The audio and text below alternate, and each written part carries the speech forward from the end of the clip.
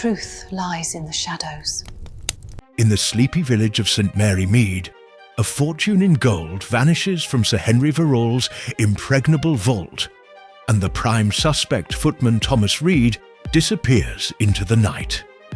Enter Miss Jane Marple, whose keen eyes unravel a web of deception, hidden ingots, a cunning maid's betrayal, and a trail of clues from a village pond to a secret shoot. In this Agatha Christie-style mystery, greed and love collide. But can Miss Marple expose the true puppet master before the gold is lost forever? Chapter 1. The Vanishing at Veril Hall. The late summer sun cast long shadows across the lawns of St. Mary Mead, a village so serene it seemed to doze in the warmth of its own traditions. At the vicarage, Miss Jane Marple sat in the drawing-room, her delicate hands folded over a cup of Earl Grey, her eyes half-closed as she listened to the vicar's wife, Mrs. Clement, recount the latest scandal. The air was thick with the scent of roses from the garden, and the faint hum of bees drifted through the open window. Yet beneath the tranquil surface, a current of excitement rippled, for Veril Hall, the grandest house in the parish, had been struck by a crime so audacious it set every tongue wagging. "It's the gold, Miss Marple," Mrs. Clement said, her voice a conspiratorial whisper. 12 ingots of pure bullion, stolen from Sir Henry Veril's vault. And that footman, Thomas Reed, was it? Gone without a trace. The constable's beside himself, and Sir Henry's threatening to sack the lot of them. Miss Marple's eyes, sharp as a hawk's despite her gentle demeanour, flickered with interest. She adjusted her lace shawl and took a sip of tea, her mind already sifting through the details. Sir Henry Veril, a widower of 60, had made his fortune in the city before retiring to St. Mary Mead, where he indulged his eccentric passion for collecting gold. His bullion, stored in a custom-built vault, was the stuff of village legend, whispered about in the same breath as his temper and his mistrust of banks. That such a fortune could vanish, and a man with it, was the sort of puzzle that stirred Miss Marple's quiet curiosity. "Dear me," she said mildly, her voice as soft as the vicarage cushions. "A theft and a disappearance. How very unsettling. What does Inspector Dawes make of it?" Mrs. Clement leaned forward, her eyes gleaming. "He's been up at the hall since dawn, poking about with his men. They say the vault wasn't broken. No scratches, no dents. Sir Henry swears the key's always on his watch chain, so how could anyone get in? And Thomas Reed, well, he was new, wasn't he? Only been there a month, and now, poof, not a sign of him." Miss Marple's lips curved in a faint smile, though her thoughts were far from the vicarage's chintz and china. She had known many young men like Thomas Reed in her time, rootless, restless sorts, who drifted into villages like St. Mary Mead, often leaving trouble in their wake. Yet there was something theatrical about this disappearance, something that tugged at the edges of her memory. She recalled a case years ago, in the neighbouring village of Much Benham, where a butler had vanished after a theft, only to be found hiding in a hayloft, his pockets stuffed with silver spoons. People, she knew, were rarely as mysterious as they liked to appear. "Perhaps," she said, setting her cup down, "I might call at Veril Hall tomorrow. I owe Sir Henry a pamphlet for the church fete. It would be neighbourly to see how he's faring." Mrs. Clement nodded, oblivious to the glint in Miss Marple's eye. "Oh, you're so kind, Jane. But do be careful. There's talk of a gang. From London, you know. Professionals, they say."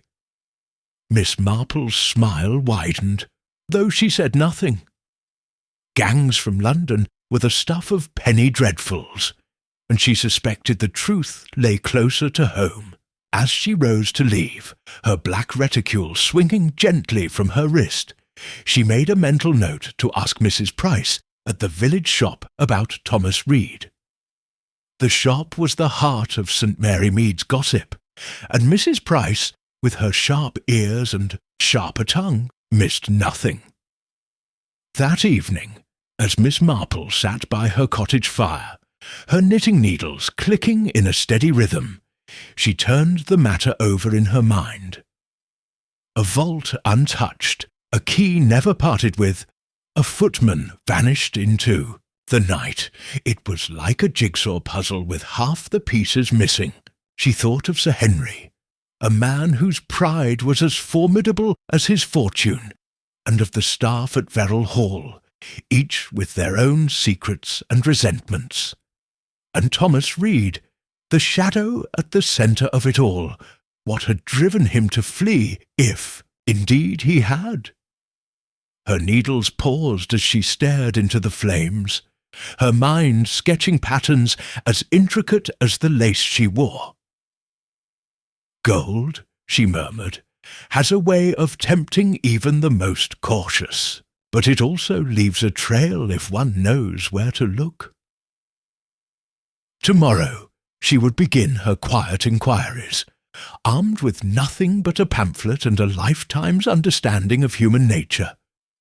In St. Mary Mead, where nothing was ever quite as it seemed, Miss Marple knew that secrets like gold were often hidden in plain sight. Chapter 2. The Scene of the Crime.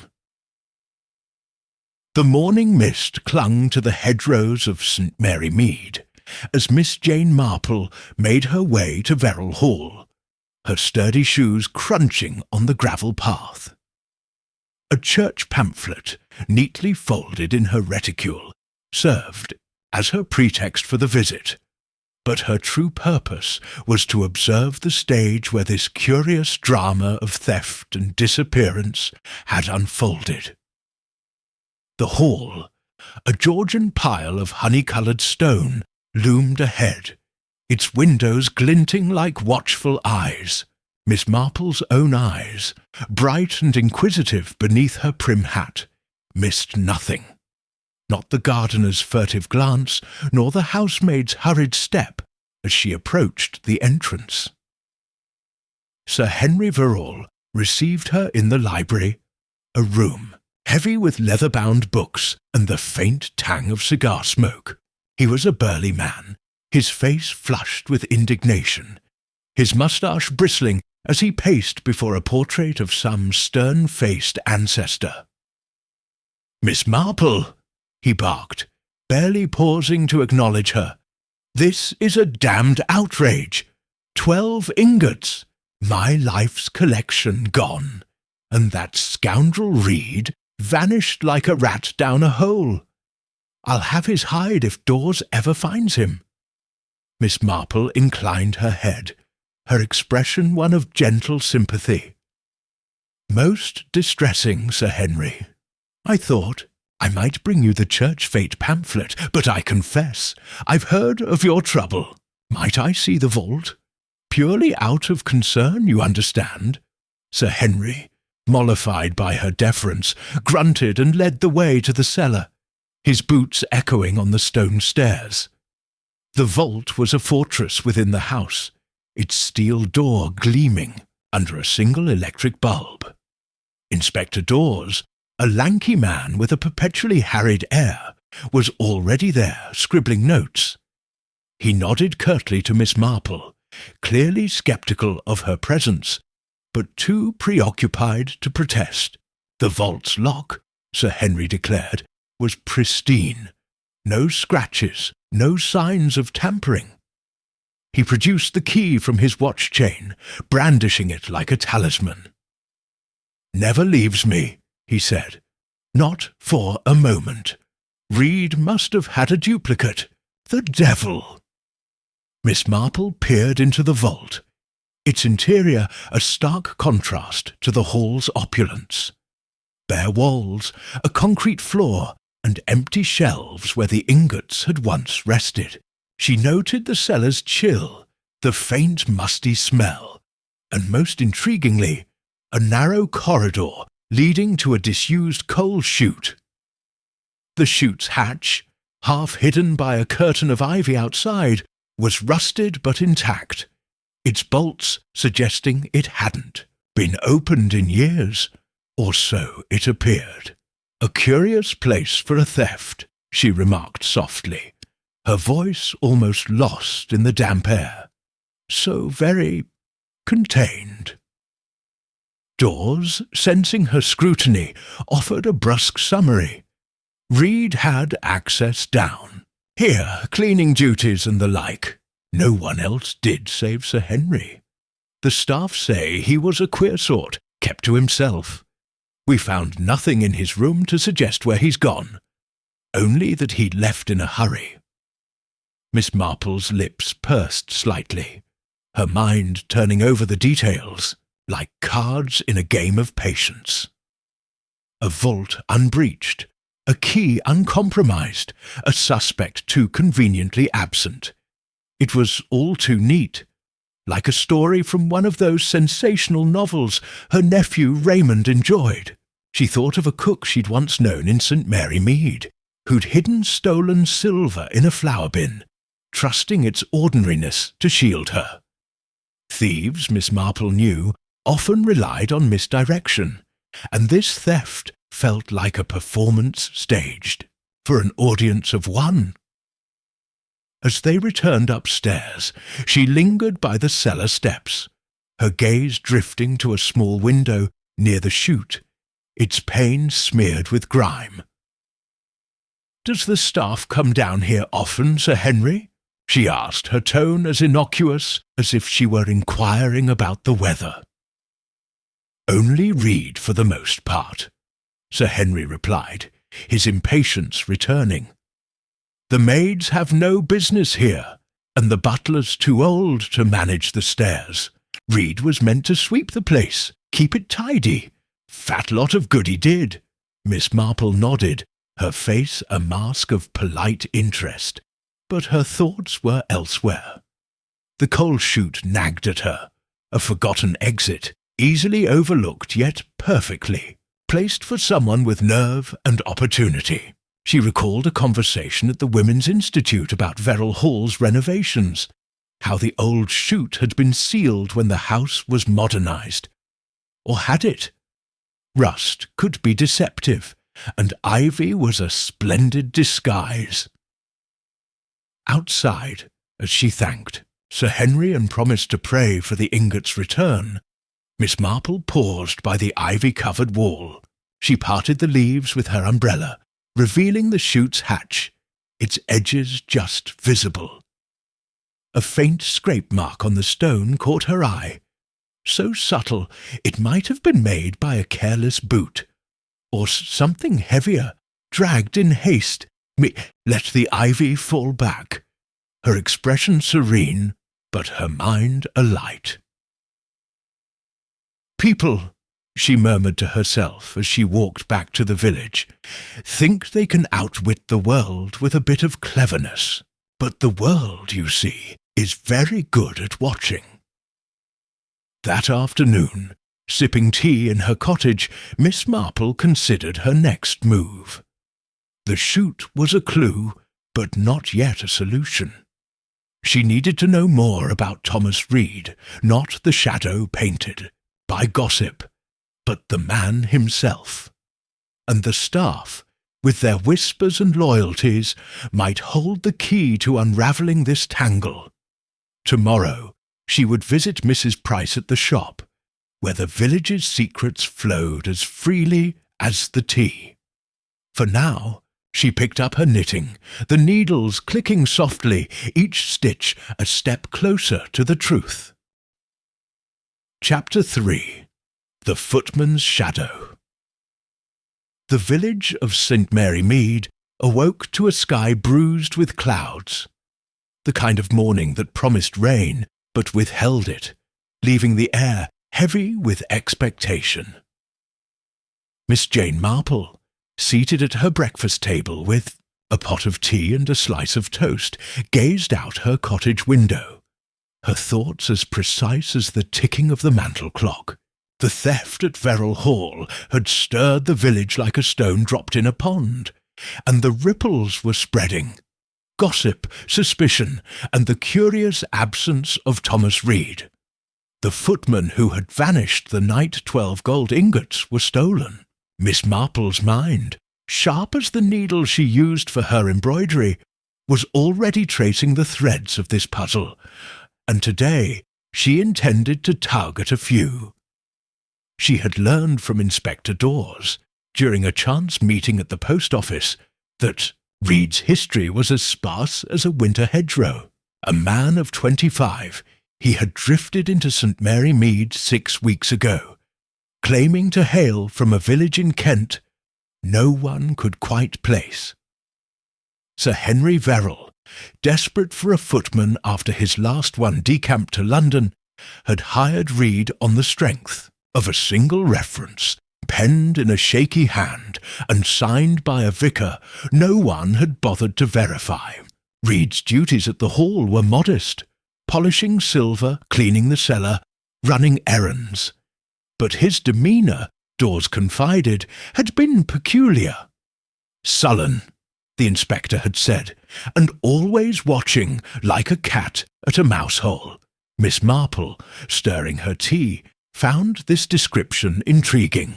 Sullenness could mask many things: guilt, fear, or simply the awkwardness of a stranger in a tight-knit household. She recalled a parlour-maid from her own youth, a girl named Elsie, who had seemed dour until Miss Marple discovered she was hiding a broken heart. People, Miss Marple knew, wore their masks for reasons, and Reed's was one she intended to lift. Her first task was to visit Veril Hall again, this time to inspect Reed's quarters. Sir Henry, still apoplectic over his loss, had grudgingly allowed Inspector Dawes to search the footman's room, and Miss Marple, with her knack for slipping into places under the guise of neighbourly concern, had persuaded Dawes to let her accompany him. "I shan't touch a thing," she had promised, her eyes twinkling behind her spectacles. "But I do find young men's habits so instructive." The hall was quieter today, its grandeur muted by the overcast sky. The butler, Mr. Grayson, a stooped figure with a face like crumpled parchment, met them at the door. His hands trembled as he led them upstairs, muttering about the disgrace Reed had brought upon the household. "Never trusted him," Grayson said, his voice a rasp. "Too quiet, that one. Always lurking where he shouldn't." Miss Marple nodded sympathetically, though her attention was elsewhere. On the polished banister, the portraits lining the corridor, the faint creak of a floorboard underfoot. Veril Hall was a house of secrets, she sensed, its walls absorbing whispers as readily as dust. Reed's room, at the end of a narrow servants' passage, was as Spartan as a monk's cell. A single bed, its iron frame chipped with rust, stood against one wall. A wardrobe, its door ajar, revealed a few shirts and a pair of worn boots. On a small table lay a Bible, its cover frayed, and a train timetable, its pages dog-eared. A handful of coins, 6pence and a few coppers, glinted in a saucer. Inspector Dawes, rifling through the wardrobe, held up the timetable. "Circled for the midnight train to London," he said, his tone triumphant. Reed was planning his escape, clear as day. Miss Marple, standing by the window, peered at the timetable over her spectacles.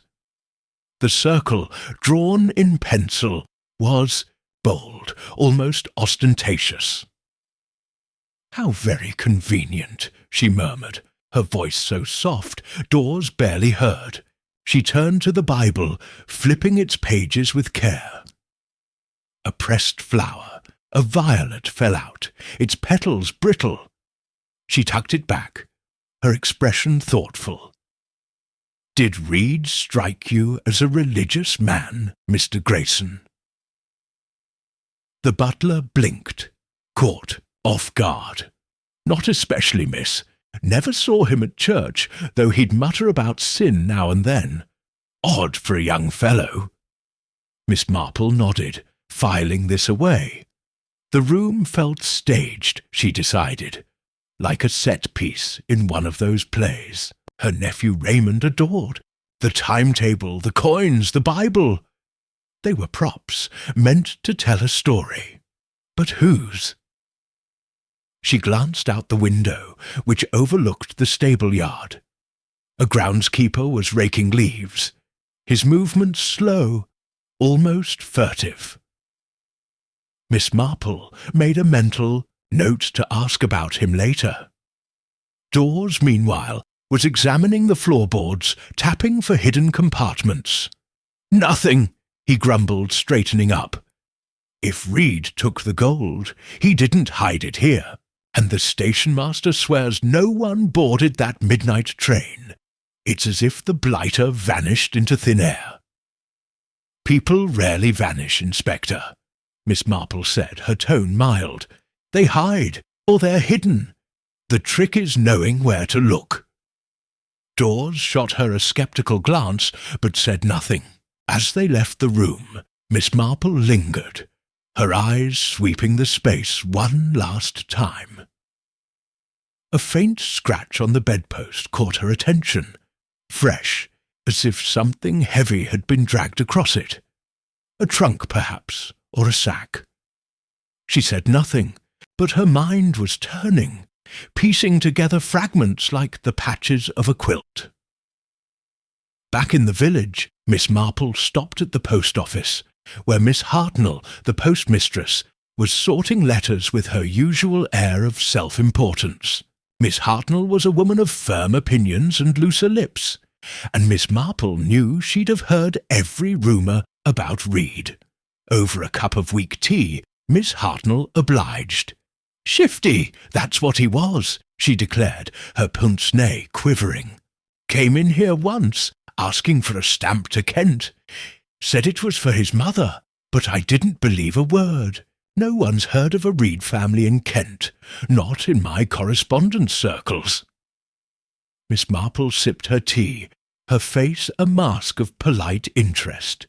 "Did he post the letter?" "Oh, yes, but it came back, marked no such address. I told him so, and he looked fit to bolt. That was a week before the theft." This was new, and Miss Marple tucked it away like a skein of wool. A false address suggested a false story, but why? To bolster his credentials, or to cover something else? She thanked Miss Hartnell and stepped out into the village square, where the first drops of rain were speckling the cobblestones. Her next stop was the railway station, a modest building with a platform that saw more sparrows than passengers. The station-master, Mr. Tuttle, was polishing his ticket punch when Miss Marple arrived. A wiry man with a face like a walnut, he greeted her with a nod. "Heard you're poking about the Veril business, Miss Marple. Can't say I'm surprised. You've a nose for trouble." Miss Marple smiled, deflecting the compliment. "I'm merely curious, Mr. Tuttle. Inspector Dawes mentioned a midnight train to London. Were you on duty that night?" I was. Not a soul on the platform, I swear it. That train came and went, empty as a church on Monday. If Reed meant to catch it, he never showed." Miss Marple's eyes narrowed slightly. "And no one else was about? No strangers, No loiterers?" Tuttle scratched his chin. "Well, now you mention it, I did see a lad near the goods shed just before midnight. Thought he was one of the village boys, sneaking a cigarette. Didn't get a good look, too dark, and I was busy with the signal." This was a thread worth pulling, and Miss Marple pressed gently. "A lad, you say? Could it have been Thomas Reed?" "Could have been, I suppose. Same build, from what I saw, but he didn't come near the platform, and I didn't see him after." Miss Marple thanked him and stepped outside, her umbrella unfurling as the rain began in earnest. The goods shed was a short walk from the station, its weathered timbers sagging under years of neglect. She peered through a cracked window, noting the stacks of crates and the faint smell of damp wood. A hiding place, perhaps, or a meeting point. She made a note to mention it to Dawes, though she suspected he'd dismiss it as irrelevant. As she walked back to her cottage, the rain pattering on her umbrella, Miss Marple's thoughts returned to the timetable in Reed's room. Its prominence bothered her. It was too obvious, like a signpost pointing the wrong way. She recalled a case in her girlhood, when a housemaid had left a love letter on her dresser to distract from a stolen brooch. Distraction, Miss Marple knew, was a thief's best friend, and this theft felt like a carefully choreographed dance. At home, she settled by the fire, her embroidery in her lap. The violet in Reed's Bible nagged at her, a touch of sentiment in an otherwise barren room. Had he kept it for himself, or was it a gift from someone else? She thought of the groundskeeper she'd seen at the hall, his furtive movements suggesting more than a dislike of rain. And the scratch on the bedpost. Had Reed dragged something out of that room, or had someone else? Her musings were interrupted by a knock at the door. It was Mrs. Bantry, her friend from Dolben Hall, her face alight with news. "Jane, you'll never guess. They're saying Reed was seen in Danemouth, at a tavern of all places. A traveller recognised him from the Hall's staff photograph. Dawes is off to investigate, but I thought you'd want to know." Miss Marple's needles paused, her eyes gleaming. "Danemouth," she said softly. "How very interesting. Did this traveller say what Reed was doing?" "Drinking, apparently, and looking nervous. Kept checking the door, as if he expected trouble." This was a development, but Miss Marple remained cautious. Sightings were often exaggerated, especially in a village hungry for drama. Still, Danemouth was worth exploring, particularly if Reed had connections there. She thanked Mrs. Bantry and promised to share any insights, though she kept her own counsel for now. As evening fell, Miss Marple sat by her window, the rain a soft drumbeat against the panes. The shadow of Thomas Reed loomed larger now, but it was a shadow cast by someone or something else. The timetable, the violet, the goods shed, the false address, they were pieces of a mosaic, and Miss Marple was determined to see the whole picture. Tomorrow she would visit the village shop, where Mrs. Price's gossip might shed light on Reed's movements. For now, she picked up her embroidery, her fingers deft and sure, each stitch a quiet promise to unravel the truth. The rain continued, cloaking St. Mary Mead in a veil of mystery, but Miss Marple's mind was clear. Somewhere, in the tangle of lies and half-truths, the gold lay hidden, and with it the key to Thomas Reed's shadow.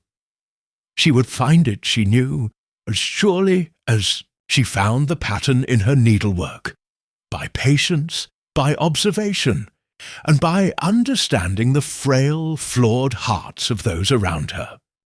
Chapter 4. The Gossip of St. Mary.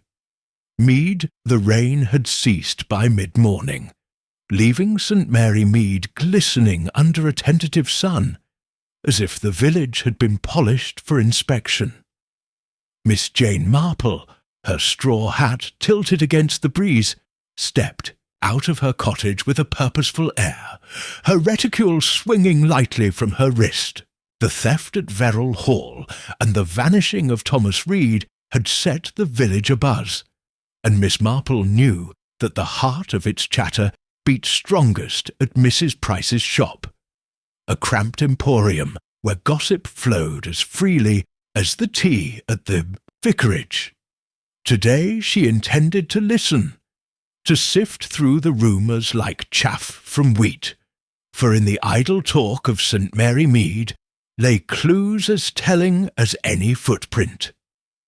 The shop, wedged between the butcher and the cobbler, was a hive of activity.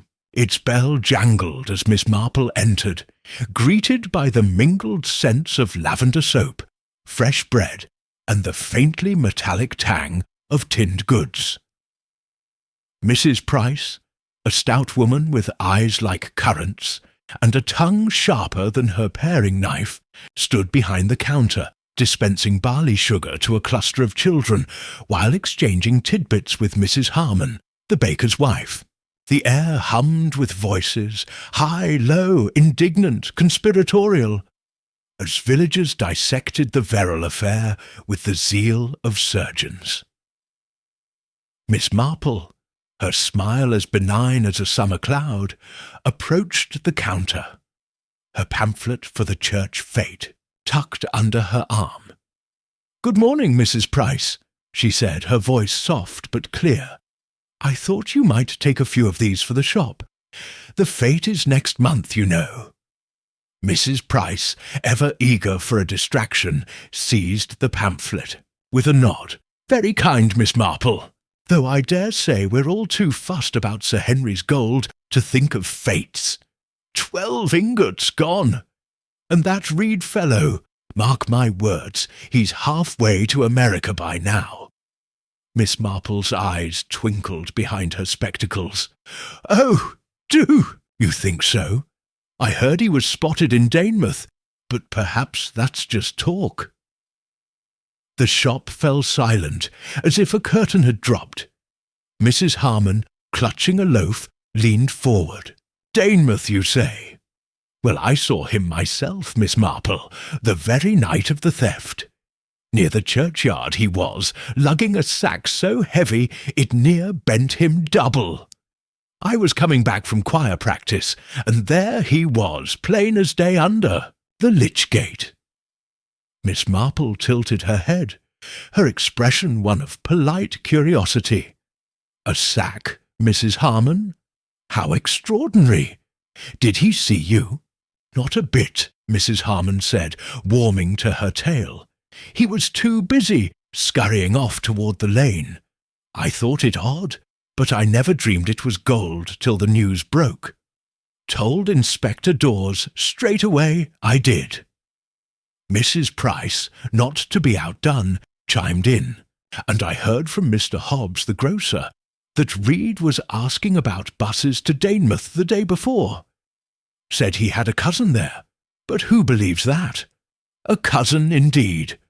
More likely a fence for that gold. The children, bored with the talk, scampered out, and the shop settled into a rhythm of murmured speculation. Miss Marple, selecting a packet of needles as a pretext for lingering, let the conversation wash over her, her mind as alert as a cat's. The stories were vivid, almost too vivid as if rehearsed for effect. She recalled a similar fervour years ago, when a dairymaid's elopement had been embroidered into a tale of abduction. Gossip, she knew, was a mirror, reflecting truth, but often distorted. Such a pity about young Reed, she said, her tone wistful. He seemed so unremarkable. Did anyone know him well, Mrs. Price? The shopkeeper snorted, slicing a wedge of cheese with a flourish. Not likely. Kept to himself, he did. Though Jenny, my girl, said he was sweet on a maid at the Hall, Lucy Tanner, the one Sir Henry sacked for pinching spoons. They were thick as thieves, those two, before she left. Miss Marple's fingers paused on the needles, though her face betrayed nothing. Lucy Tanner was a new name, and a promising one. Sacked, you say? That must have been distressing for her. Oh, she was bitter as gall, Mrs. Price said, her eyes gleaming. Came in here after, ranting about Sir Henry's stinginess. Said she'd make him pay, though I thought it just talk. She's in Danemouth now, working at the Red Lion. Good riddance, if you ask me. Mrs. Harmon nodded sagely. And Reed was always mooning about after her. I saw them once, whispering by the pump. Looked like they were plotting something, if you ask me. Miss Marple, paying for her needles, filed this away. A dismissed maid with a grudge, and a footman with a fondness for her. It was a classic pattern, like the plots of the novels her nephew Raymond sent her. She thought of a governess she'd known in her youth, dismissed for a trifle, who'd spread malicious rumours about her employer out of spite. Resentment, Miss Marple knew, was a powerful motive, and Lucy Tanner's name was now a thread she intended to follow. As she stepped toward the door, a new voice joined the fray. Miss Weatherby, a spinster with a penchant for dramatic pronouncements. "It's a gang, I tell you," she declared, her bonnet quivering. "From London or worse, foreigners. Reed was just their pawn. Why, my cousin in Bath had her silver taken the same way, and they never caught the ringleader." The shop erupted in murmurs, but Miss Marple's lips curved faintly. Gangs were a favourite of the village imagination, as thrilling as they were improbable. She recalled Miss Weatherby's cousin, whose stolen silver had turned up in a pawnshop sold by her own nephew. Still, the fervour of the tale intrigued her. It felt orchestrated, as if someone had seeded these stories to keep suspicion fixed on Reed, or away from someone else. Outside, Miss Marple paused by the shop window, her reflection mingling with the display of jams and biscuits, the churchyard sighting, the bus inquiries, the talk of Lucy Tanner. They were pieces of a puzzle, but their edges didn't quite fit. Mrs. Harmon's story of the sack was particularly striking, yet its clarity troubled her. Moonlight was fickle, and the lich gate was a good distance from the churchyard path. Could Mrs. Harmon have been so certain it was Reed? And if it was, why parade a sack of gold so openly? She decided to visit the churchyard herself, a short walk past the vicarage. The path was lined with yews, their shadows dappling the gravestones in a sombre dance. The lich gate, a weathered arch of oak, stood at the lane's end, its latch rusted, but functional. Miss Marple stood beneath it, picturing Reed as Mrs. Harmon described, burdened, furtive, hurrying into the night. The lane beyond led to the village outskirts, where fields gave way to a copse of elms, a hiding place, perhaps, or a rendezvous. She examined the ground, her umbrella tapping the earth. The rain had softened the soil, but no distinct footprints remained. A faint rut, barely noticeable, ran along the lane's edge, as if something heavy had been dragged. It could have been a cart, or a sack, or nothing at all. But Miss Marple's eyes narrowed. She followed the lane a short distance, noting a broken twig here, a flattened patch of grass there. The signs were subtle, easily overlooked, but to Miss Marple they were as eloquent as a confession. At the copse she paused, her gaze sweeping the undergrowth. A flash of colour caught her eye.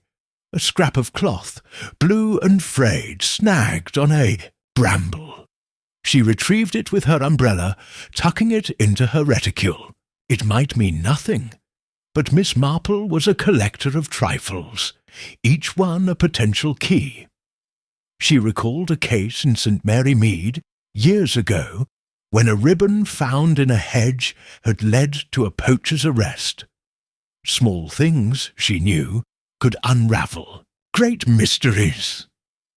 Returning to the village, she stopped at the grocer's, where Mr. Hobbs, a jovial man with a walrus moustache, was stacking tins. "Miss Marple," he boomed, "come to solve Sir Henry's troubles, eh? I told Mrs. Price about Reed and those buses. Shifty he was, asking about timetables like he was planning a getaway." Miss Marple smiled, her tone disarming. "So I heard, Mr. Hobbs. Did he say why he needed to go to Danemouth?" "Said it was family, but I didn't buy it. Had a look about him, like he was up to no good. Asked about late buses, ones that run after dark. I told him the last one leaves at 10, and he seemed put out. This was new, and Miss Marple's mind quickened. A late bus suggested a plan, but not necessarily the midnight train Dawes had fixated on. Had Reed intended to leave earlier, only to change his mind? Or was the bus inquiry another distraction, like the timetable in his room? She thanked Mr. Hobbs and stepped out, her thoughts racing. Back at her cottage, Miss Marple settled by the fire, a cup of tea at her elbow and her knitting in her lap. The gossip of St. Mary Mead was a tapestry, woven from half-truths and embellishments, but its patterns were revealing. Mrs. Harmon's sighting felt too pat, too perfectly timed to fuel suspicion. Mr. Hobbs's story of the buses was plausible, yet oddly specific, as if meant to be repeated.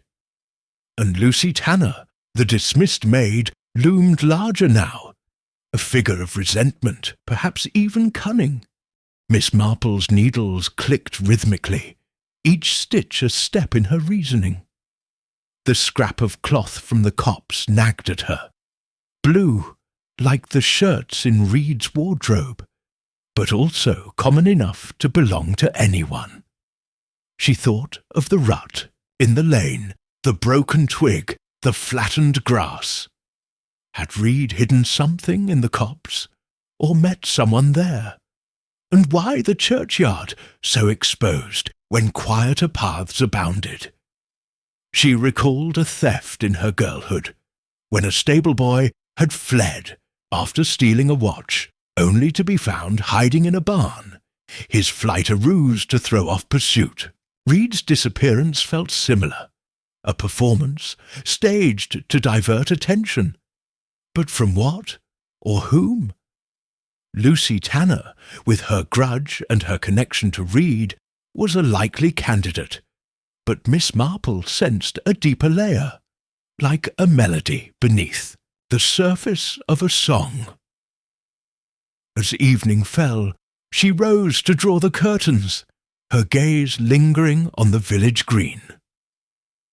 St. Mary Mead was quiet now, its secrets tucked away like the gold in Sir Henry's vault. But Miss Marple was undeterred. Tomorrow she would call on Mrs. Brent, the widow whose cottage overlooked Veril Hall's grounds. Mrs. Brent's sharp eyes missed little, and her memory was a treasury of village lore. If anyone had seen something amiss the night of the theft, it was she. For now, Miss Marple returned to her knitting, her fingers deft and sure.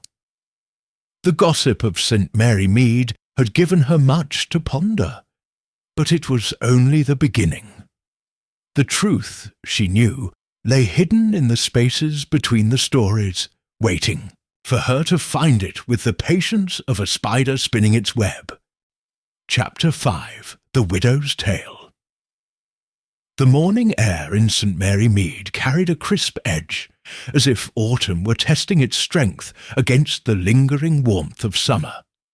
Miss Jane Marple, wrapped in a woolen shawl, set out from her cottage with the quiet determination of a gardener tending a delicate bloom.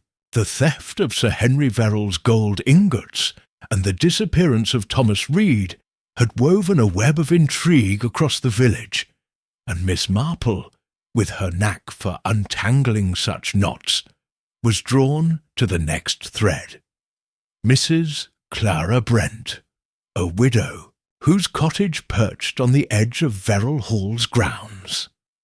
Known for her keen eyes and keener memory, Mrs. Brent was a repository of village secrets, and Miss Marple suspected she held a piece of the puzzle that no one else had glimpsed.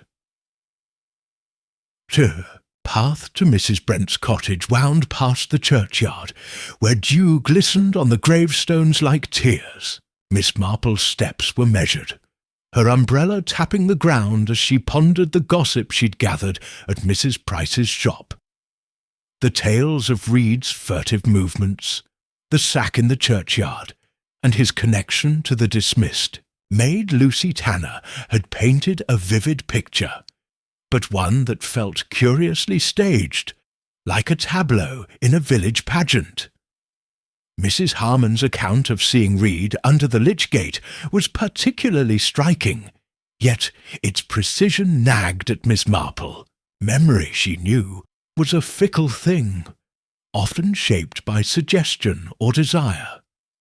Mrs. Brent, with her unclouded perspective, might offer clarity, or a new mystery altogether. The widow's cottage was a quaint affair, its thatched roof sagging under, a crown of ivy, its garden a riot of late roses and lavender. A curl of smoke rose from the chimney, and the faint clink of china greeted Miss Marple as she knocked.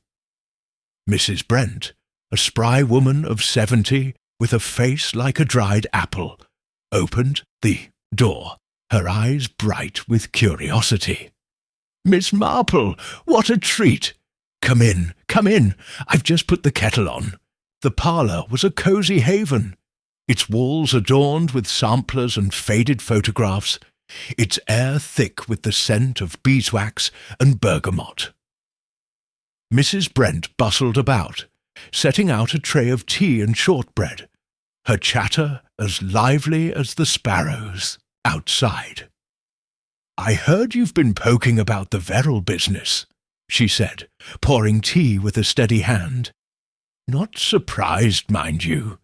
You've a way of seeing through folks, like my old spectacles see through a smudge." Miss Marple smiled, settling into a chintz-covered chair. "You're too kind, Mrs. Brent. I'm merely concerned for Sir Henry. Such a dreadful loss, and poor Thomas Reed gone. Well, it's all very unsettling. I wonder if you noticed anything odd that night, living so close to the hall." Mrs. Brent's eyes narrowed, her teaspoon pausing mid-stir.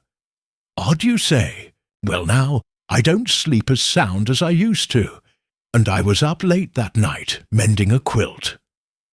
Must have been near 11 when I saw a light flickering in the hall's grounds, down by the old gardener's cottage. It's been empty these 10 years, you know, ever since old Tompkins passed. I thought it was poachers at first, but the light was steady, like a lantern, not a torch." Miss Marple's fingers tightened slightly on her teacup, though her face remained serene. "A lantern, you say? How very curious. Did you see anyone?" "Not a soul," Mrs. Brent said, leaning forward. "I went to my window, but the trees blocked the view. The light was gone in a minute, and I thought no more of it till the news broke about the gold. Then I wondered, could it have been that Reed boy, up to no good? Miss Marple sipped her tea, her mind racing. The gardener's cottage was a detail no one else had mentioned, and its isolation made it a perfect hideaway. She recalled a burglary in Much Benham, where a thief had stashed stolen candlesticks in a derelict barn, trusting its neglect to shield him. Was the light moving, Mrs. Brent, or fixed in one spot? Fixed, I'd say. Like someone was inside, maybe checking something. I didn't hear no noises, though, and I've ears like a bat, even at my age. This was a revelation, and Miss Marple tucked it away like a pressed flower. "You've a splendid view of the grounds," she said, glancing toward the window. "Do you often see the Hall staff about?"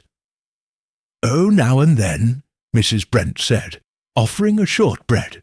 "That Reed lad, I saw him once or twice, fetching wood or some such. Quiet sort, but not rude, not like some of the young ones these days. Mind you, he was friendly with that Lucy Tanner, the maid Sir Henry let go. I saw them talking by the gate once, heads together like they were sharing a secret." Miss Marple's eyes gleamed, though she kept her tone light. "Lucy Tanner, you say? I heard she was dismissed for pilfering. Did they seem close?" "Close as peas in a pod," Mrs. Brent said, her voice dropping. I didn't think much of it at the time. Young folk will flirt, won't they? But after she was sacked, I saw Reed slip her something at the gate, a letter or a packet, just before she left for Danemouth. Looked furtive, he did, glancing over his shoulder like a fox in a henhouse." This was new, and Miss Marple's mind quickened. A letter or packet suggested a bond beyond mere flirtation, perhaps a plan or a debt. She recalled a case in her youth, when a footman had passed stolen jewellery to a sweetheart, only to be betrayed when she pawned it. "How very interesting," she said, her voice as mild as the tea. "Did Lucy ever come back to the village after?" "Not that I saw," Mrs. Brent said, "but she's at the Red Lion in Danemouth, so I hear. I told Inspector Dawes about the light, but he didn't seem fussed, said it was probably a groundskeeper, though I know for a fact Mr. Ellis was abed with a cold that night." Miss Marple nodded, her thoughts turning to the gardener's cottage. Its mention felt significant, like a wrong note in a familiar tune. She decided to press a little further. "You've such a sharp memory, Mrs. Brent. Did anything else strike you about that night? A sound, perhaps, or a shadow?" The widow tilted her head, her brow furrowing. "Well, now you mention it, I did hear a creak, like a gate or a hinge, just after the light went out. Could have been the wind, mind you. The Hall's gates are old as sin. But it stuck with me, that creak, like someone was trying to be quiet." Miss Marple's lips curved faintly. A creak, a light, a cottage. These were fragments, but they were beginning to form a pattern. She thanked Mrs. Brent for the tea and rose to leave, promising to send her a cutting from her prized geranium.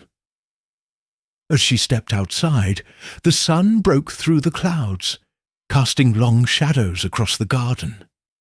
She paused by the gate, her gaze drifting to the Hall's grounds, where the gardener's cottage lay hidden behind a screen of elms. The walk back to the village gave Miss Marple time to think. The light in the cottage was a clue, but its meaning was elusive. Had Reed been there, hiding the gold, or meeting someone? Or was it another player in this drama, someone the village hadn't yet suspected? The connection to Lucy Tanner was equally tantalizing. A dismissed maid with a grudge, and a footman who slipped her packets. Miss Marple sensed a partnership, or perhaps a betrayal. She recalled a housemaid in St. Mary Mead, years ago, who'd conspired with a groom to steal linens, only to fall out when the profits were divided. Human nature, Miss Marple knew, was as predictable as it was frail. At the village green, she stopped to chat with Miss Hartnell, the postmistress, who was airing her dachshund.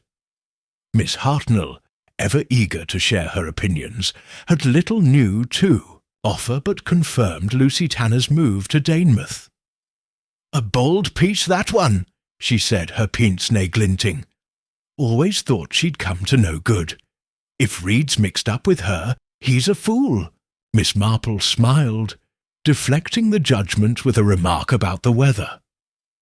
She had no intention of condemning Lucy Tanner yet. Fools, she knew, could be as innocent as knaves. Her next step was clear. She must speak to Lucy herself, though a trip to Danemouth required tact. Inspector Dawes with his plodding methods might scare the girl off, but Miss Marple's gentle probing could coax out the truth. Back at her cottage, she settled by the fire, her knitting needles clicking like a metronome. The widow's tale had added depth to the mystery, but it had also raised questions. The gardener's cottage was a focal point now, its emptiness a canvas for speculation. Had Reed used it as a hideout, or was it a red herring meant to distract? And the creak Mrs. Brent heard. Could it be the coal chute at the hall, its rusty hinges betraying a thief's exit? Miss Marple's thoughts returned to the chute, its ivy-covered hatch a silent witness to the night's events. She considered Reed's character, pieced together from fragments of gossip. A quiet man, perhaps secretive, but not necessarily cunning. His connection to Lucy suggested loyalty or manipulation. Miss Marple thought of a young clerk she'd known led astray by a charming actress who'd used him to smuggle forged notes. Was Reed a pawn in Lucy's game, or a willing partner? The packet he'd given her was a clue, but without seeing it, Miss Marple could only guess its contents. A letter, a map, or something more incriminating. As evening fell, she lit a lamp and opened her notebook, jotting down the day's findings. The light in the cottage, the creek, Lucy Tanner's name. They were like beads on a string, waiting to be threaded into a necklace of truth. She recalled a theft in London, where a stolen painting had been hidden in a disused attic. Its thief, betrayed by a single candle stub. Small details, Miss Marple knew, could crack a case wide open. A knock at the door startled her. It was Mrs. Clement, the vicar's wife, her face flushed with news. "Jane, you'll never believe it. They're saying Reed's been seen again, this time in London. A pawnbroker recognised him, or so the Telegraph says. Dawes is beside himself, talking of a manhunt." Miss Marple's eyes narrowed, though her smile was polite. "London, you say? How very dramatic. Did the pawnbroker say what Reed was doing? Trying to sell a watch, I think. Sir Henry's, perhaps. Oh, it's all so thrilling, like a novel." Miss Marple nodded, but her thoughts were sceptical. Another sighting, so soon after Danemouth, felt like a conjurer's trick. Smoke and mirrors to keep the village guessing. She thanked Mrs. Clement and closed the door, her mind returning to the cottage and the creek. Tomorrow she would persuade Dawes to search the gardener's cottage, though she suspected he'd need coaxing. For now, she picked up her knitting, her fingers deft and sure, each stitch a quiet vow to unravel the widow's tale and the shadows it concealed. The night settled over St. Mary Mead, its silence broken only by the distant hoot of an owl. But Miss Marple's mind was awake, tracing the contours of a mystery that grew deeper with each revelation. The gold, the cottage, Lucy Tanner, they were pieces of a mosaic, and she was determined to see the whole. With patience, with observation, she would find the truth as surely as she found the pattern in her wool. Chapter 6. The trail to Lucy Tanner. The sun hung low over St. Mary Mead, casting a golden haze across the village as Miss Jane Marple boarded the midday bus to Danemouth. Her straw hat was pinned firmly against the autumn breeze, and her reticule held a thermos of tea, a church pamphlet, and a notebook where she jotted the fragments of the Veril Hall mystery.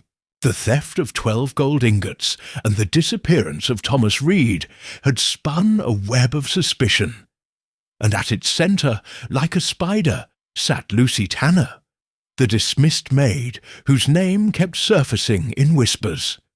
Mrs. Brent's tale of Reed's furtive packet and the flickering light in the gardener's cottage had sharpened Miss Marple's focus, and today she meant to tug at this thread, gently but firmly, to see where it led. The bus rattled along the country lanes, its seats filled with market-goers and a few tourists bound for Danemouth's seaside charm. Miss Marple, seated by a window, watched the hedgerows blur past, her mind as sharp as the embroidery scissors in her bag.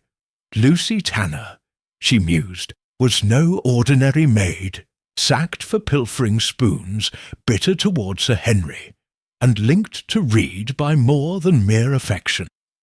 She was a figure of intrigue, perhaps even danger. Miss Marple recalled a seamstress from her youth, dismissed for stealing thread, who'd later orchestrated a theft of lace from her employer's shop. Resentment, Miss Marple knew, could fester into cunning, and Lucy's move to Danemouth suggested a plan, not a retreat. Danemouth was a bustling contrast to St. Mary Mead, its streets alive with the clatter of trams and the cries of gulls. The Ade du Sud, Red Lion, where Lucy worked, was a weathered pub near the harbour, its sign creaking in the salty breeze.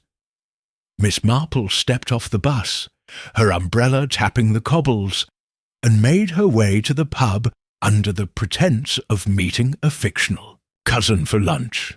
The interior was dim, smelling of ale and fried fish, with a crowd of fishermen and clerks nursing pints at the bar. Lucy Tanner, as Mrs. Price had said, was easy to spot. A slight girl of 20, with auburn hair pinned carelessly and eyes that darted like a wren's. Miss Marple settled at a corner table, ordering a pot of tea and a scone to justify her presence. She observed Lucy as she moved between tables, her apron stained but her movements brisk. There was a hardness to her, Miss Marple noted, a defiance in the set of her jaw that spoke of pride, or perhaps defiance. She recalled a kitchen maid in St. Mary Mead, wronged by a false accusation, whose anger had turned her sharp as a blade.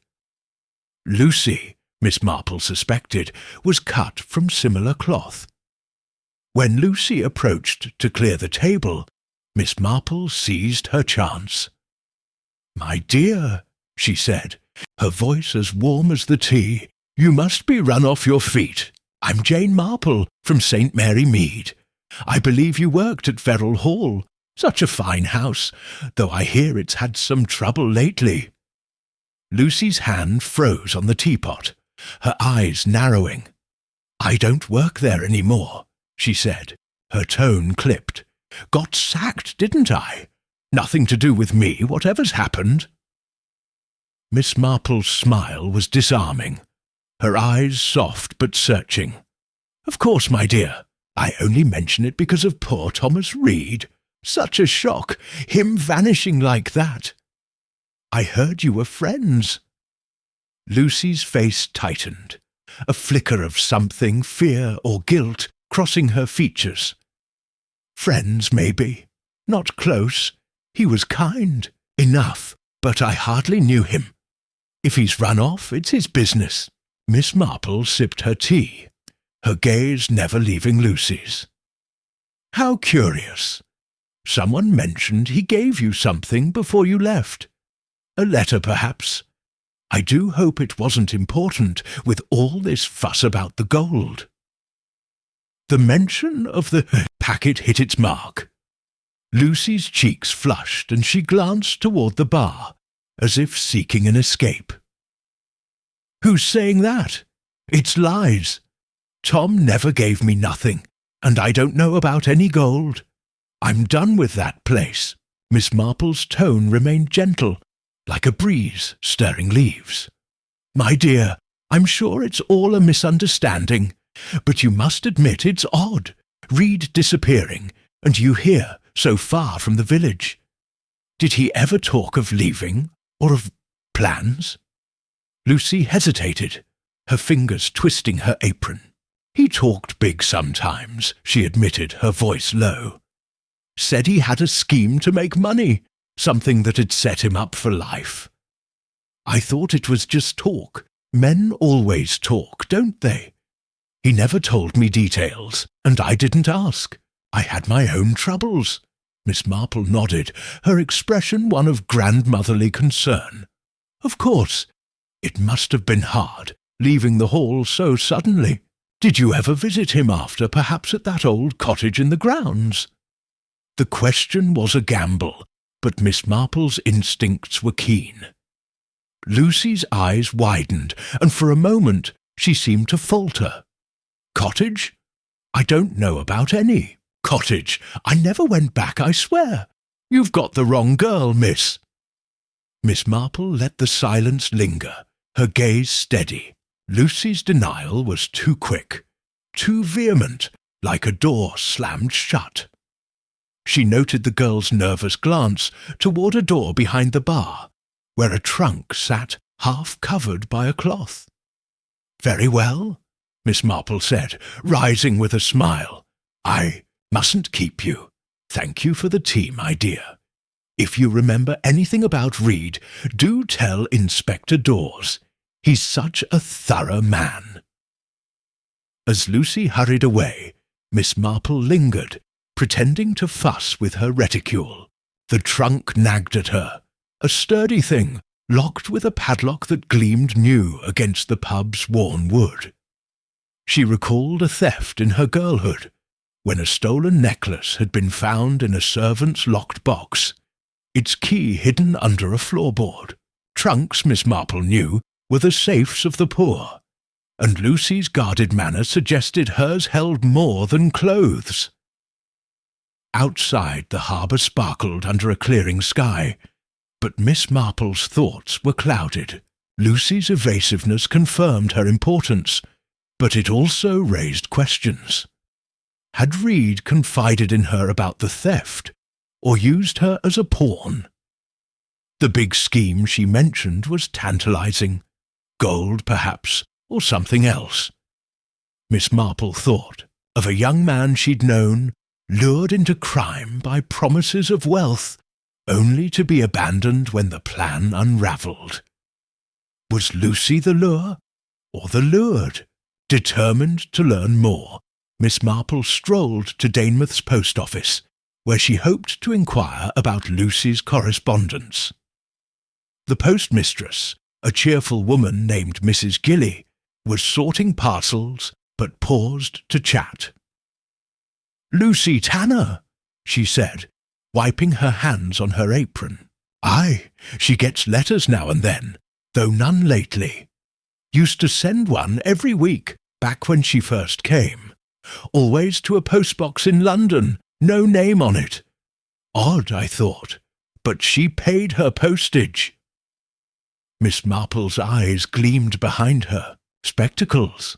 A postbox, you say? How very modern. Did she ever receive replies? Not that I saw, Mrs. Gilly said, but she'd check the box herself, like she was expecting something. Stopped a month ago, though. Maybe she gave up. This was a thread worth pulling, and Miss Marple thanked Mrs. Gilly with a smile. A postbox in London suggested secrecy, perhaps a contact beyond Reed. She recalled a case in St. Mary Mead where a poacher had used a postbox to communicate with a buyer, avoiding traceable addresses. Was Lucy part of a larger scheme, or merely a go-between? The lack of replies was curious. Had the plan faltered, or been abandoned? Her next stop was the Danemouth police station, a squat building near the pier. Inspector Dawes, who maintained a desk there for regional cases, was out, but a young constable named Perkins was happy to chat. Miss Marple, posing as a concerned villager, inquired about Reed's supposed sighting in Danemouth. Heard it was at a tavern, she said, her tone guileless. Such a worrying business. Perkins, eager to impress, nodded.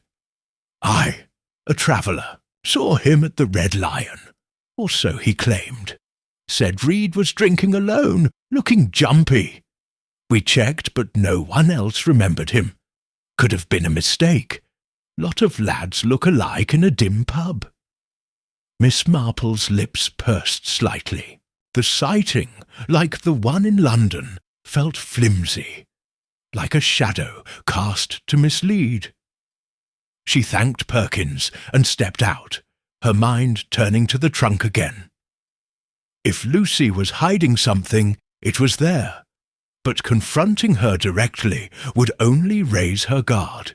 Miss Marple needed leverage, a way to coax the truth without alarming her. As she waited for the return bus, she sat on a bench by the harbour, watching the waves lap the quay. The mystery of Veril Hall was deepening, each clue a ripple in a pond. Lucy's talk of a big scheme echoed the light in the gardener's cottage, the creak Mrs. Brent heard, the scrap of cloth in the copse. Miss Marple thought of the coal chute at the hall, its ivy-covered hatch a silent witness.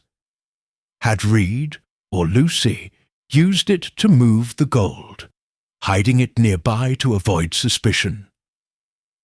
She recalled a burglary in London, where stolen jewels had been stashed in a coal shed, retrieved weeks later when the hue and cry had died down. Thieves, Miss Marple knew, were patient when it suited them. The bus ride back to St. Mary Mead was quiet, giving Miss Marple time to reflect. Lucy's defiance was a shield, but it was cracking. Her glance at the trunk, her quick denial of the cottage, her talk of Reed's scheme, they were cracks letting light into the darkness. Miss Marple considered the postbox in London. A lover, a confederate, or a buyer for the gold. The absence of replies suggested a plan gone awry, or a partner who'd vanished, like Reed himself. Back in her cottage, Miss Marple settled by the fire, her knitting in her lap. The trail to Lucy Tanner had yielded much, but it had also complicated the puzzle.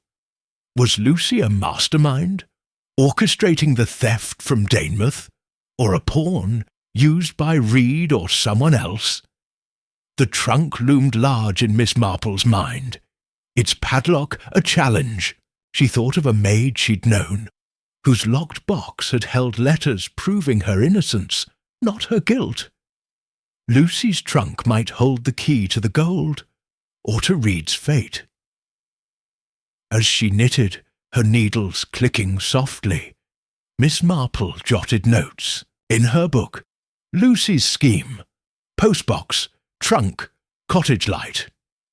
Each was a piece of a mosaic, but the pattern was still unclear.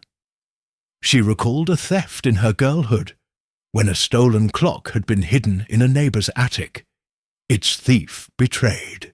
By a single tick heard at midnight, small things, Miss Marple knew, could unravel great crimes. A knock at the door broke her reverie. It was Mrs. Bantry, her eyes wide with news. "Jane, they've found a knife in the Hall stables, blood on it. Dawes thinks it might be Reed's. Maybe. He was attacked, not run off. Oh, it's dreadful!" Miss Marple's needles paused, her mind racing. A knife was new and troubling. Was it a clue, or another distraction? She thanked Mrs. Bantry and promised to keep her posted. But her thoughts were already elsewhere. Tomorrow she would visit the Hall again to see this knife and gauge Dawes's reaction. For now she returned to her knitting, her fingers deft, each stitch a vow to follow the trail to Lucy Tanner, and the truth it concealed. The night cloaked St. Mary Mead in silence, but Miss Marple's mind was alight, tracing the contours of a mystery that grew more intricate with each step. The gold, the cottage, Lucy's trunk, they were notes in a melody, and she would find the tune, as surely as she found the rhythm in her wool. Chapter 7. The Cottage in the Woods. The dawn broke over St. Mary Mead with a tentative glow, as if the sun were reluctant to disturb the village's secrets. Miss Jane Marple, sipping tea at her breakfast table, gazed out at the mist curling over the meadows, her thoughts as sharp as the frost on her window-panes. The theft of Sir Henry Veril's 12 gold ingots and the vanishing of Thomas Reed had spun a tapestry of intrigue, and the latest threads, Lucy Tanner's evasiveness, the flickering light in the gardener's cottage, and now a bloodied knife found in the Hall stables, had tightened the weave. Today, Miss Marple resolved to visit the cottage itself, the neglected outpost on Veril Hall's grounds that Mrs. Brent's sharp eyes had marked as significant. But first she needed to persuade Inspector Dawes, whose plodding methods were no match for the mystery's subtlety. Miss Marple dressed with care, choosing a tweed coat and her sturdiest shoes, for the cottage lay in a wooded corner of the estate, its path overgrown with brambles. Her reticule held her notebook, a pencil, and a small magnifying glass, tools as vital to her as a detective's badge. As she stepped out, the village was stirring. Milk cans clinked, a dog barked, and the scent of fresh bread wafted from the bakery. Miss Marple's steps were brisk, her mind turning over Lucy's words at the Red Lion, a big scheme Reed had boasted of, a locked trunk she'd guarded, and her quick denial of any knowledge of the cottage. The girl's defiance was a shield, Miss Marple thought, but shields often hid cracks, and she meant to find them. At the police station, a modest brick building beside the village hall, she found Inspector Dawes hunched over a desk cluttered with reports. His face, lined with fatigue, brightened slightly at her arrival, though his tone held a note of wariness. "Miss Marple," he said, pushing back his chair, "you're up early. Come to solve my case for me." Miss Marple's smile was disarming, her eyes twinkling behind her spectacles. "Oh, Inspector, I wouldn't dream of it. But I did hear about that knife in the stables. Most alarming." And Mrs. Brent mentioned a light in the gardener's cottage the night of the theft. "I wondered if you'd had a chance to look there." Dawes's brow furrowed, his fingers drumming the desk. "The cottage? I hadn't thought it worth the trouble. It's been empty for years, nothing but cobwebs and rot. As for the knife, it's a nasty business. Found under a hay bale, blood dried on the blade. We're testing it, but I'll wager it's Reed's or tied to him. Maybe he crossed someone, and they did him in." Miss Marple tilted her head, her expression one of gentle concern. "How dreadful! But a cottage, even an empty one, can hold secrets. In my girlhood, a thief hid a stolen clock in a derelict shed, thinking no one would look. Perhaps a quick search would set your mind at ease." Dawes hesitated, clearly torn between scepticism and the nagging sense that Miss Marple's instincts were rarely wrong. "All right," he said at last, grabbing his hat. "We'll take a look, but don't expect much. I've got enough on my plate with that London sighting of Reed falling apart. The pawnbroker's changed his story." This was new, and Miss Marple tucked it away like a skein of wool. The collapsing sightings of Reed in Danemouth, now London, suggested a campaign of misdirection. But by whom? She followed Dawes to his car, a battered Morris, and they drove to Veril Hall, the engine's rumble a counterpoint to her racing thoughts. The hall's grounds were a study in contrasts. Manicured lawns near the house gave way to wilder tangles at the edges where the gardener's cottage crouched like a forgotten sentinel. The path was narrow, choked with nettles and fallen leaves, and Miss Marple picked her way carefully, her umbrella a makeshift staff.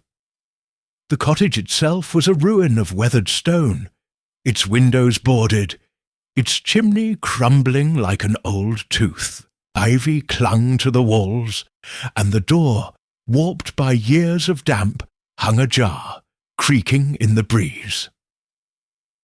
Dawes pushed the door open, his torch cutting through the gloom. The air inside was thick with the smell of mould and neglect, the floor littered with dust and broken glass. A rickety table stood in one corner, beside a hearth clogged with ash. Miss Marple's eyes swept the room, noting the absence of cobwebs in places where they should have been.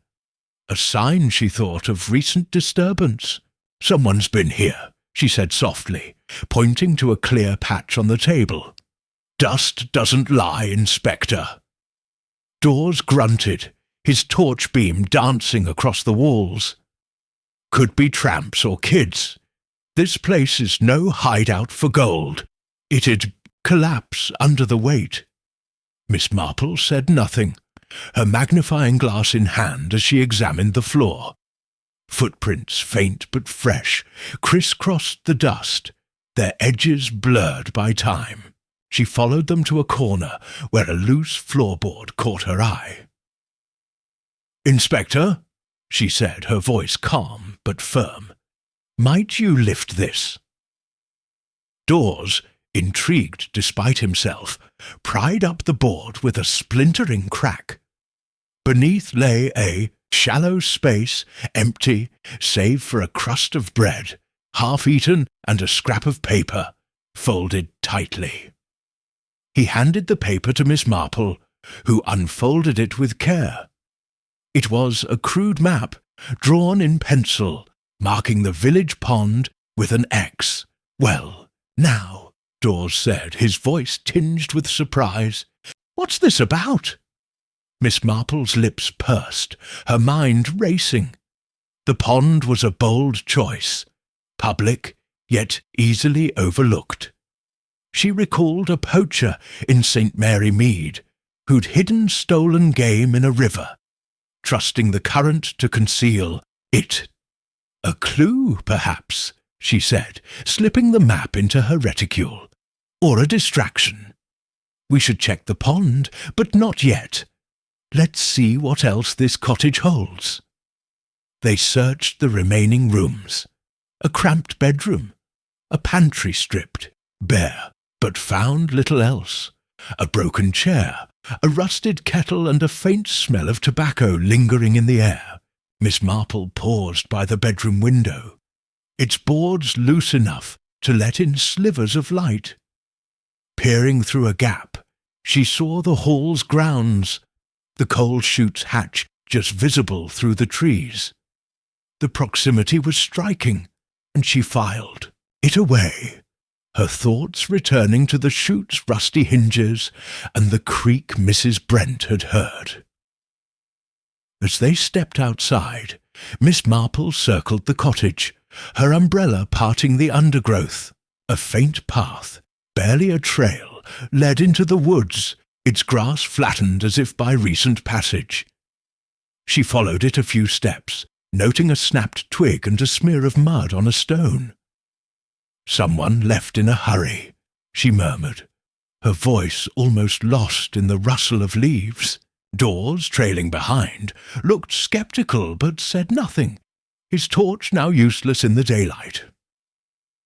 Back at the hall, Miss Marple requested a word with Mr. Grayson, the butler, whose trembling hands and watery eyes suggested a man fraying under pressure. They met in the servants' hall, a stark room smelling of polish and starch. "Mr. Grayson," Miss Marple said, her tone as soothing as a lullaby, "I understand the cottage was abandoned years ago. Did Thomas Reed ever mention it, or show an interest?" Grayson blinked, his fingers twisting a napkin. "Not that I recall, miss. He was a quiet lad, kept to his work. The cottage, well, it's a ruin, ain't it? No one goes there, not even the groundskeepers. Too much bother."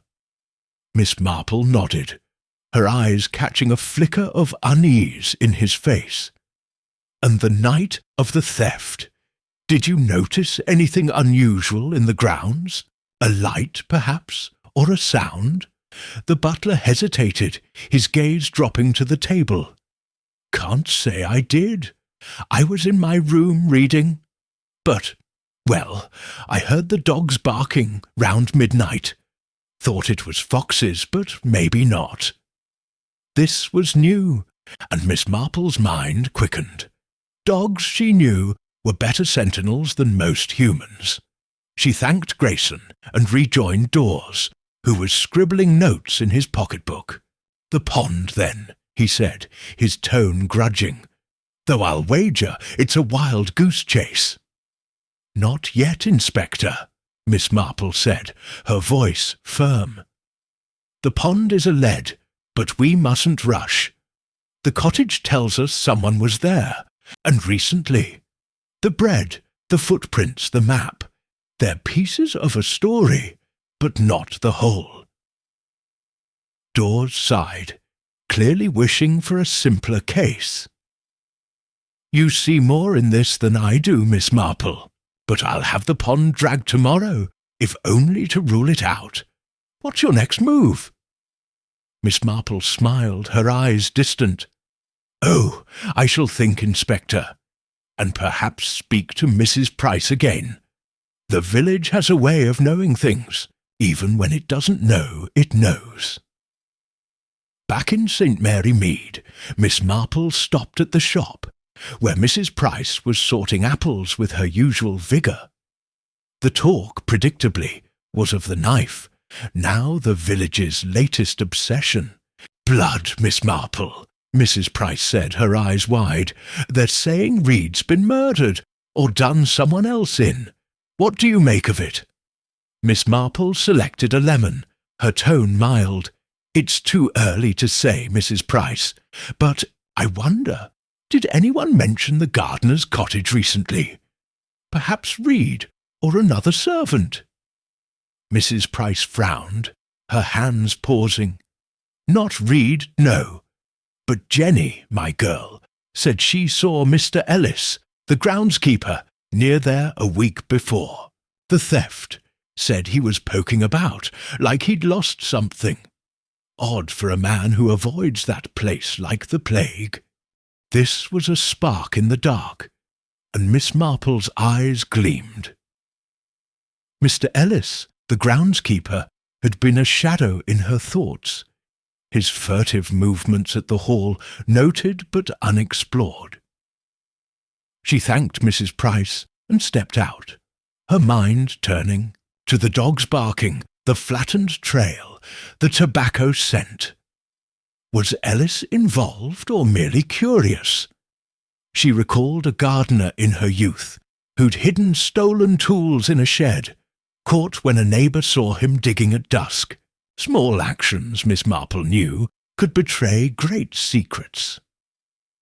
At her cottage, she settled by the fire, her knitting needles clicking like a metronome.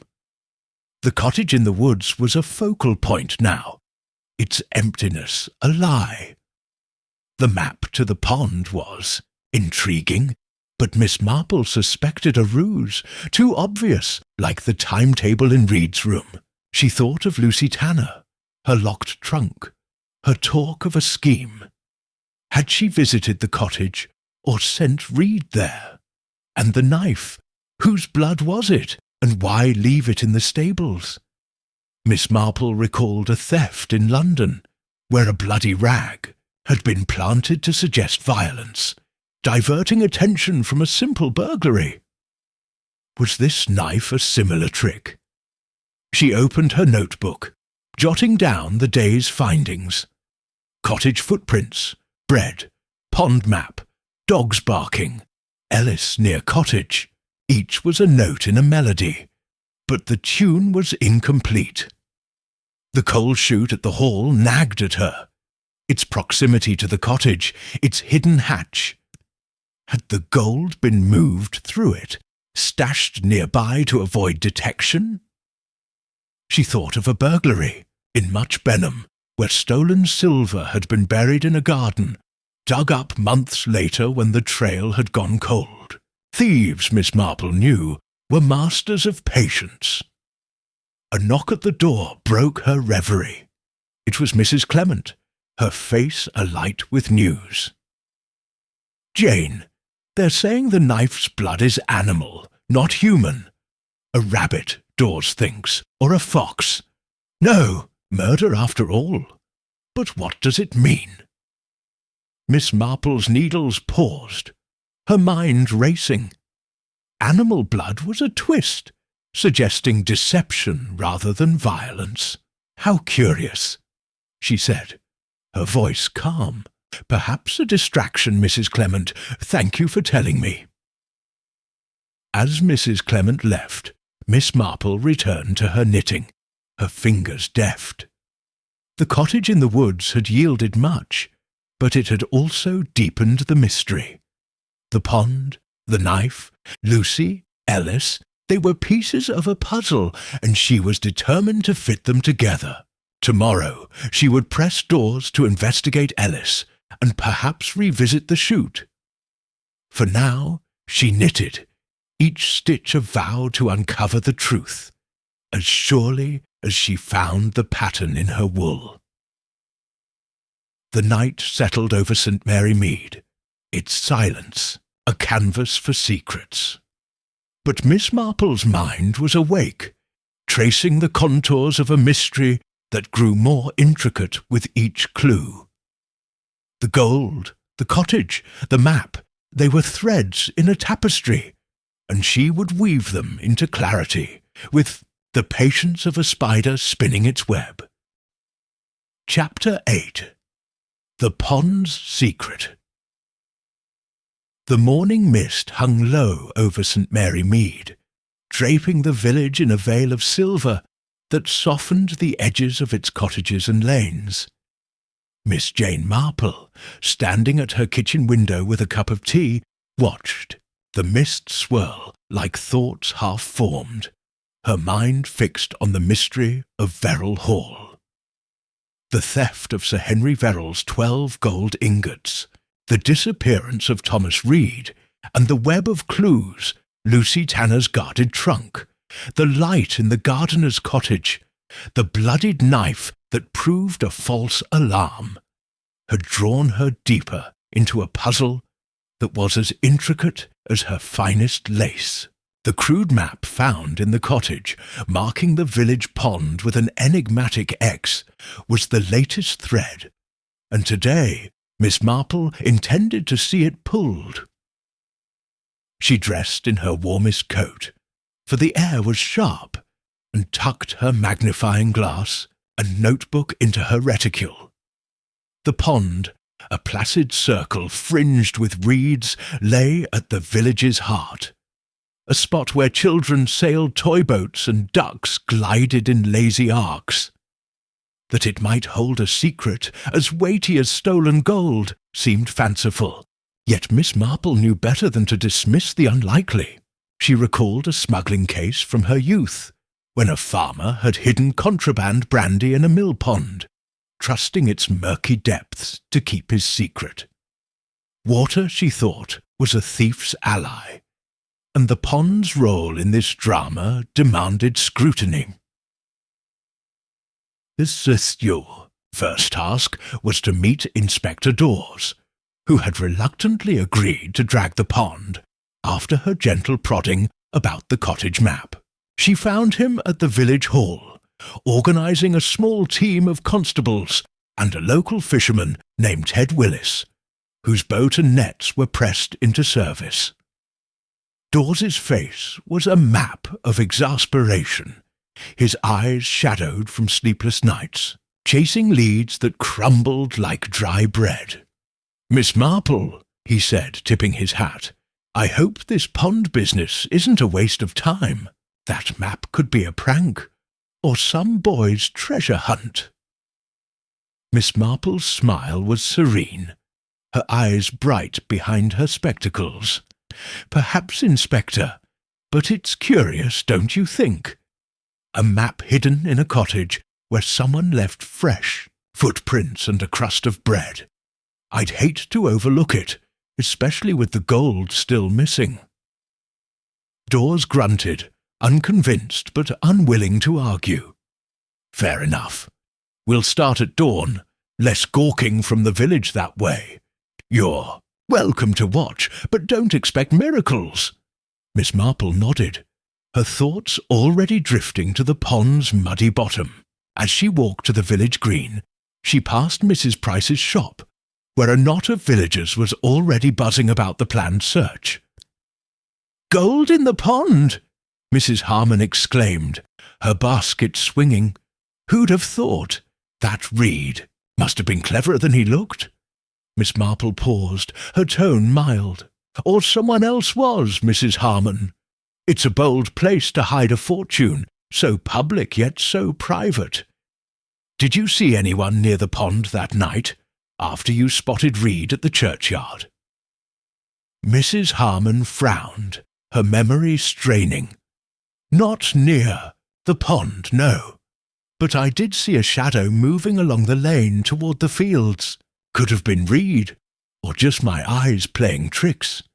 It was dark, you know." This was a faint glimmer, and Miss Marple tucked it away. Shadows, like gossip, were often more revealing than they seemed. She thanked Mrs. Harmon and continued to the pond, where the first light was burning through the mist, turning the water to a sheet of glass. She stood by the bank, her umbrella tapping the grass, and studied the scene. The pond was shallow at the edges, deepening toward the centre, its surface unbroken save for the occasional ripple of a fish. Reeds clustered thickly on one side, near a willow whose branches trailed like mourning veils. If gold was hidden here, Miss Marple thought, it would be in the depths, or perhaps among the reeds, where a sack could be tethered unseen. She recalled the map's X, drawn with a heavy hand, as if to ensure it was noticed. Its boldness troubled her. It was too obvious, like the timetable in Reed's room, or the knife in the stables. Miss Marple thought of a theft in Much Benham, where a stolen necklace had been found in a hedgerow, a decoy to distract from the real hiding place. Was the pond a similar ruse, meant to draw attention while the gold lay elsewhere? She made a mental note to revisit the coal chute at Veril Hall, its ivy-covered hatch still a nagging presence in her mind. As the village clock struck 7, Dawes and his team arrived, their boots squelching in the damp grass. Ted Willis, a wiry man with a face like weathered oak, manoeuvred his boat onto the pond, his nets draped over the side. A small crowd gathered, children, shopkeepers, even Miss Hartnell with her dachshund, drawn by the promise of drama. Miss Marple stood apart, her eyes fixed on the water, her mind sifting through the clues.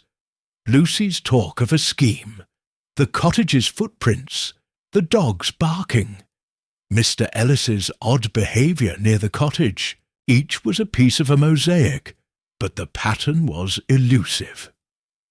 The search began with a slow sweep of the nets, Willis guiding the boat in widening circles. The constables waded into the shallows, probing with poles, their faces grim as the cold seeped through their boots. For an hour they found nothing but weeds, a rusted bicycle wheel, and a child's lost shoe, which sparked laughter from the crowd. Dawes's patience was fraying, his mutters audible as he paced the bank. "Waste of time," he said, glancing at Miss Marple. "I told you, it's a fool's errand." Miss Marple's lips curved faintly, her voice calm. "Patience, Inspector. The pond is deep, and secrets sink. Let's give Mr. Willis a little longer." As if on cue, Willis gave a shout, his net snagging on something heavy. The crowd pressed closer, their whispers rising like steam. With a heave, he and a constable hauled the net ashore, revealing a sodden sack, its burlap stained green with algae. Dawes tore it open, and a gasp rippled through the onlookers. Inside were 3 gold ingots, their surfaces gleaming despite the mud, each stamped with Sir Henry's private mark. The village erupted in chatter, but Miss Marple's eyes narrowed, her mind racing. 3 ingots, not 12. It was a find, but not the whole. She stepped closer, her magnifying glass in hand, and examined the sack. The burlap was coarse, its weave intact despite its time in the water, and a faint knot of twine secured its mouth. "How curious," she murmured, her voice lost in the din.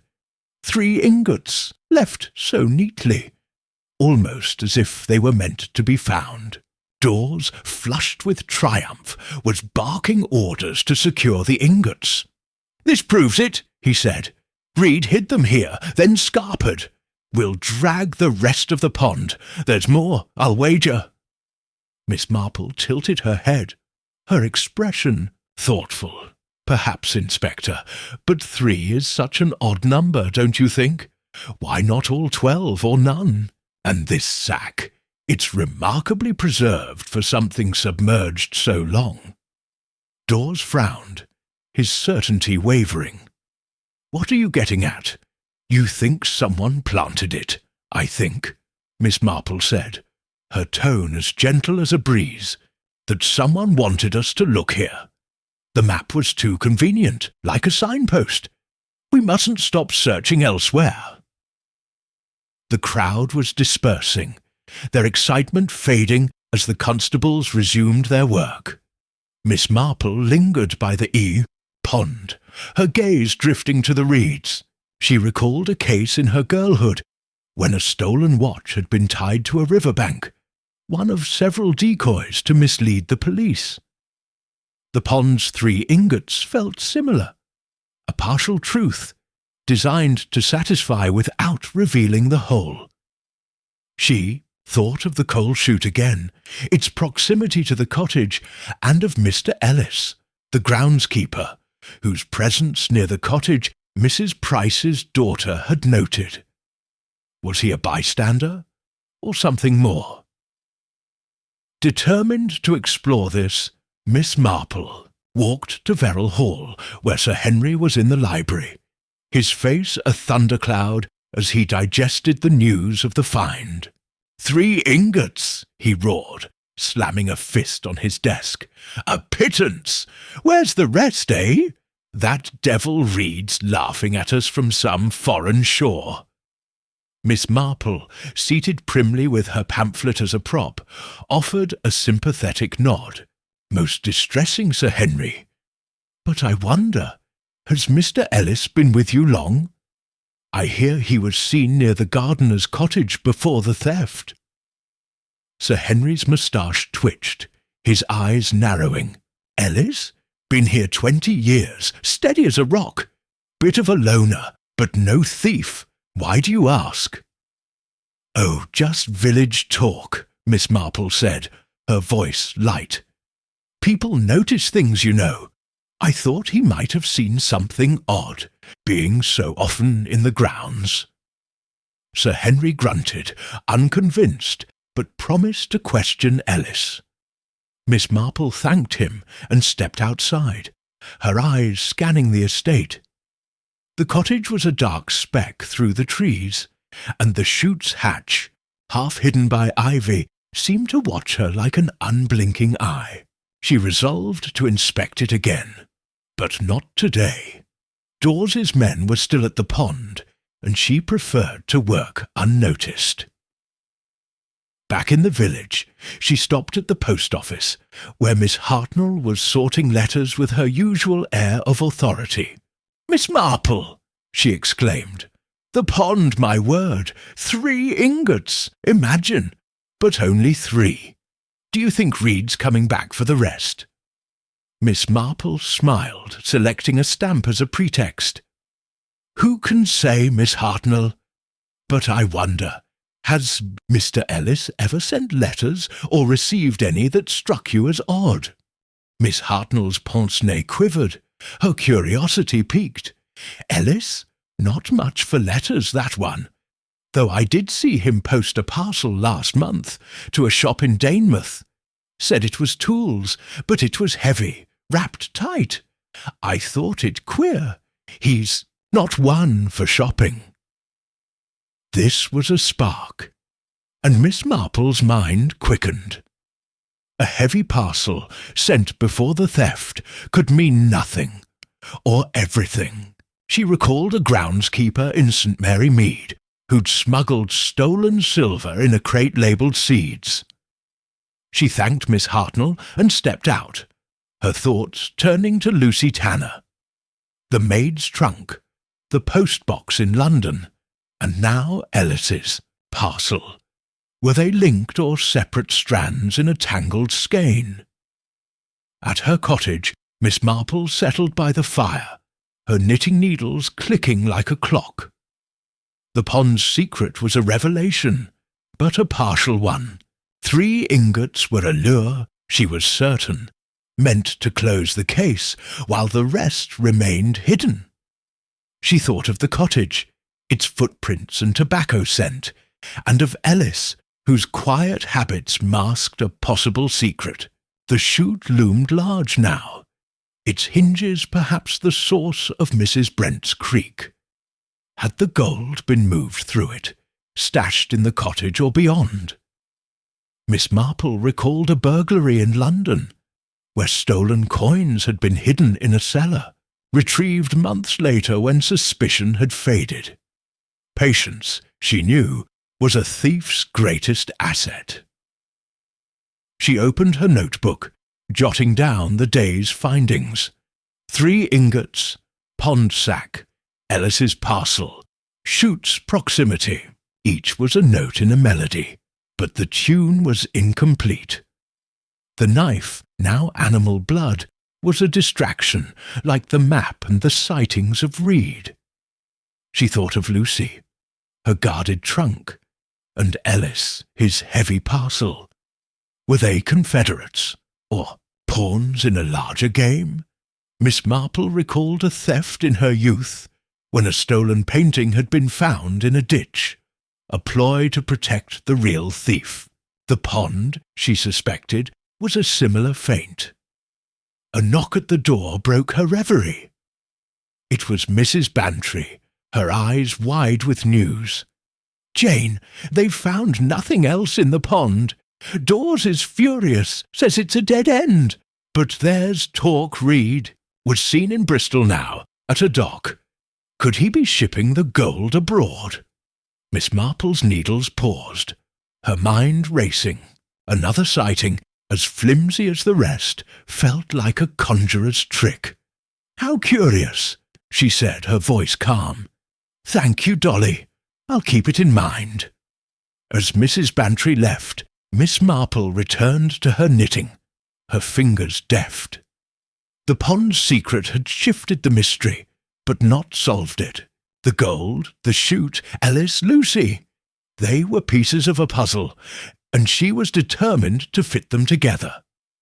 Tomorrow she would press Dawes to question Ellis, and perhaps revisit the shoot herself. For now, she knitted, each stitch a vow to uncover the truth as surely as she found the pattern in her wool. The night fell over St. Mary Mead, its silence a cloak for secrets. But Miss Marple's mind was alight, tracing the contours of a mystery that grew more intricate with each clue. The gold, the pond, the cottage, they were threads in a tapestry, and she would weave them into clarity, with the patience of a spider spinning its web. Chapter 9. The Return of Thomas Reed. The autumn chill had settled over St. Mary Mead, frosting the grass and sharpening the air with a bite that promised winter's approach. Miss Jane Marple, seated by her parlour fire, knitted with steady hands, her needles clicking like a metronome as her mind wove through the intricate threads of the Veril Hall mystery. The theft of 12 gold ingots, the disappearance of Thomas Reed, and the recent discovery of 3 ingots in the village pond had stirred the village into a frenzy of speculation, yet Miss Marple remained calm, her thoughts as clear as the crystal vase on her mantle. The pond's find, she suspected, was a decoy, a clever feint to divert attention from the true hiding place, and the coal chute at the hall, with its ivy-shrouded hatch, lingered in her mind like an unanswered question. But a new development, delivered by a breathless Mrs. Clement the previous evening, had shifted the puzzle's contours. A telegram from London, claiming Thomas Reed had been spotted alive, living under an alias in a dingy boarding house. Today, Miss Marple intended to learn more, for Reed's return, real or rumoured, promised to unravel the mystery or tangle it further. She dressed warmly, her tweed coat buttoned against the cold, and tucked her notebook, magnifying glass, and a thermos of tea into her reticule. The village was abuzz as she stepped out, its lanes alive with the chatter of milkmen and shopgirls, all repeating the news of Reed's sighting. At the post office, Miss Hartnell, her pince-nez glinting, was sorting letters with an air of triumph. "Miss Marple," she called, waving a postcard. "Have you heard? Reed's in London, bold as brass. A grocer recognised him, says he's calling himself Tom Harris. Inspector Dawes is off to fetch him now." Miss Marple's smile was polite, her eyes sharp behind her spectacles. "How extraordinary, Miss Hartnell. Did the grocer say what Reed, or Mr. Harris, was doing?"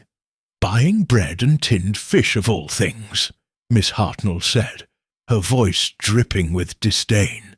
"Living in a slum, by the sound of it. If he's got Sir Henry's gold, he's not spending it, that's certain." This was intriguing, and Miss Marple filed it away. A man with a fortune in gold would hardly subsist on tinned fish, unless he was hiding or afraid. She recalled a footman from her youth, who'd fled after stealing a silver tray, only to be found penniless in a workhouse, his loot taken by a sharper accomplice. Was Reed a thief, a dupe, or something else? She thanked Miss Hartnell and made her way to the village hall, where Dawes had promised to update her on his plans. The hall was a flurry of activity, with constables sorting equipment from the pond search and villagers lingering for news. Dawes, his face haggard but determined, was packing a briefcase for the train to London. "Miss Marple," he said, his tone a mix of respect and exasperation, "you've a knack for turning up. I'm off to King's Cross. Got a lead on Reed. If it's him, I'll have him back by evening." Miss Marple tilted her head, her voice as gentle as a breeze. "I'm so glad, Inspector. The pond was a start, but only 3 ingots. Such a puzzle. Do you think Reed will know where the rest are?" Dawes snorted, snapping his briefcase shut. "If he doesn't, I'll eat my hat. That map in the cottage points to him and the grocer's. Sure, it's his face. He's been dodging us, but he won't slip away this time." Miss Marple nodded, though her thoughts were sceptical. The map, like the timetable in Reed's room and the knife in the stables, felt too convenient. A breadcrumb, trail laid for the unwary. She recalled a burglary in St. Mary Mead, where a stolen brooch had been found in a servant's bag, a ploy to frame an innocent girl. "Do be careful, Inspector," she said. "Reed may not be alone in this. I wonder, did you question Mr. Ellis, the groundskeeper, about his parcel to Danemouth?" Dawes frowned, caught off guard. "Ellis? Not yet. Been too busy with the pond and this London business. Why, what's he got to do with it?" "Oh, just a thought," Miss Marple said, her tone disarming. "Miss Hartnell mentioned a heavy parcel, and with Ellis seen near the cottage, it's curious, don't you think? But I'm sure you'll sort it out." Dawes promised to look into Ellis upon his return, though his mind was clearly on London. Miss Marple left him to his preparations, and walked to Veril Hall, her umbrella tapping the frosty path. The estate was quiet, its lawns silvered with dew, but the air held a tension, as if the house itself were holding its breath. She requested a word with Mr. Grayson, the butler, whose trembling hands and furtive glances suggested a man burdened by more than age. They met in the servants' hall, its walls lined with bells that no longer rang. "Mr. Grayson," Miss Marple said, her voice as soothing as chamomile, "I hear Thomas Reed may have been found. Such a relief, if true. Did he ever mention London to you or friends there?" Grayson's eyes darted to the door, his fingers twisting a cloth. "London? Not as I recall, miss. He was a closed book, that lad. Talked of Kent once, but nothing about cities. If he's there, it's news to me." Miss Marple noted his unease, her mind turning to the packet Reed had given Lucy Tanner. And Lucy Tanner. Did Reed speak of her after she left? I heard they were close. The butler's face tightened, a flicker of something, fear, perhaps, crossing his features. "He mentioned her once or twice, miss, but nothing deep. Said she was wronged, deserved better. I told him to mind his work, not Maid's." This was a glimmer, and Miss Marple pressed gently. How loyal of him. Did he seem anxious before he vanished, as if he feared someone? Grayson hesitated, his cloth now a knot. Anxious? Maybe. He was jumpy that last week, always looking over his shoulder. I thought it was guilt, with the gold gone. But now, I don't know. Miss Marple thanked him and stepped outside, her thoughts racing. Reed's jumpiness suggested a man under pressure, perhaps threatened. She recalled a groom in her girlhood, blackmailed into stealing horses by a ruthless creditor. Was Reed protecting someone? Lucy, perhaps, or running from them? The coal chute, its hatch just visible through the trees, beckoned, but she resisted, knowing Dawes's return with Reed would shift the game. By late afternoon, the village was electric with anticipation, as news spread that Dawes was back, Reed in tow. Miss Marple, alerted by a breathless Mrs. Price, made her way to the police station, where a small crowd had gathered, their whispers like leaves in a storm. Inside, Reed sat in a bare room, his hands cuffed, his face a mask of defiance and fatigue. He was thinner than Miss Marple expected, his eyes hollow, his clothes patched but clean. Dawes, pacing like a caged fox, waved her in, his voice tight with triumph. "Here he is, Miss Marple. Tom Harris, he called himself, but it's Reed, all right. Caught him in a flop house, living like a rat." Miss Marple settled on a chair, her reticule in her lap, her gaze fixed on Reed. "Mr. Reed," she said, her voice as soft as a prayer, "you've caused quite a stir. Why did you run, my dear? It's made things look so much worse." Reed's eyes flicked to her, then away, his jaw tight. "I didn't steal no gold," he muttered. "I ran, 'cause I knew they'd pin it on me.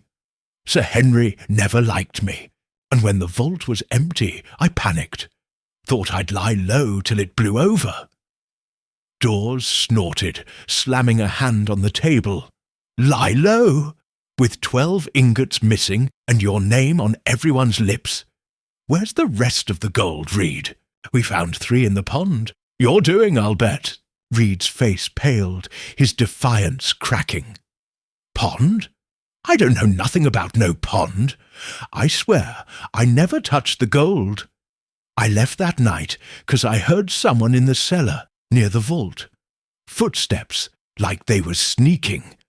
I got scared and bolted." Miss Marple's needles, imagined in her mind, clicked faster. Footsteps in the cellar were new and telling.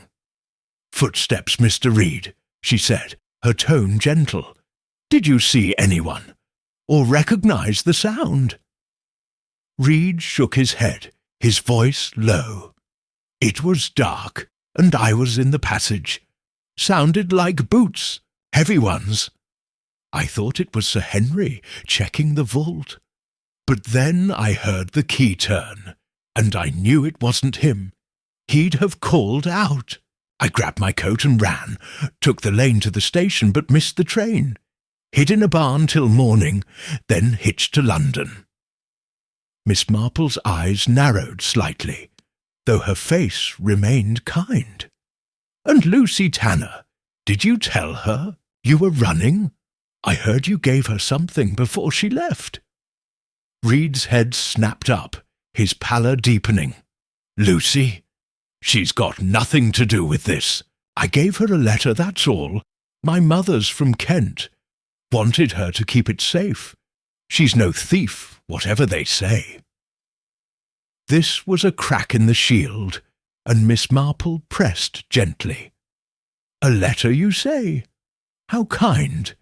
Did you ever meet her at the gardener's cottage, perhaps, to talk?"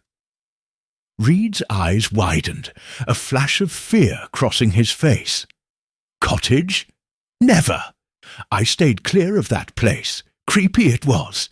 If Lucy was there, I didn't know." Miss Marple noted his panic, her mind turning to the cottage's footprints and the map. Reed's story was plausible, but incomplete, like a book missing pages. She thanked him and stepped outside, leaving Dawes to his questions. The crowd had grown, their voices a chorus of suspicion, but Miss Marple's thoughts were elsewhere. Reed's fear of the cottage, his claim of footsteps, his loyalty to Lucy. They were pieces of a mosaic, but the pattern was still blurred. She walked to the village green, where the pond lay quiet, its secrets only half revealed. The 3 ingots were a lure, she was certain, meant to close the case while the rest remained hidden. She thought of the chute again. Its hinges, perhaps, the source of the creak Mrs. Brent heard, and of Ellis's heavy parcel sent to Danemouth. Was Ellis a confederate or a bystander caught in the net? Miss Marple recalled a theft in London, where a stolen ring had been mailed to a fence, disguised as a gift. Parcels, she knew, could carry more than tools. Determined to explore this, she stopped at the shop, where Mrs. Price was slicing ham with her usual vigour. "Miss Marple," she exclaimed, "Reed's back, and not a penny richer, they say. Do you think he's lying?" Miss Marple selected a tin of biscuits, her tone mild. "It's hard to say, Mrs. Price, but I wonder, did Jenny ever mention seeing Lucy Tanner near the hall after she left? Or perhaps Mr. Ellis acting oddly?" Mrs. Price's eyes gleamed, her knife pausing. "Lucy? Not that I heard, but Jenny did say Ellis was burning rubbish near the cottage last week, more than usual. Said it smelled queer, like oil or cloth. I thought nothing of it. Groundskeepers burn all sorts, don't they?" This was a spark, and Miss Marple's mind quickened. Burning rubbish could mean nothing, or everything. She thanked Mrs. Price and stepped out, her thoughts turning to the cottage, the chute, and Reed's footsteps.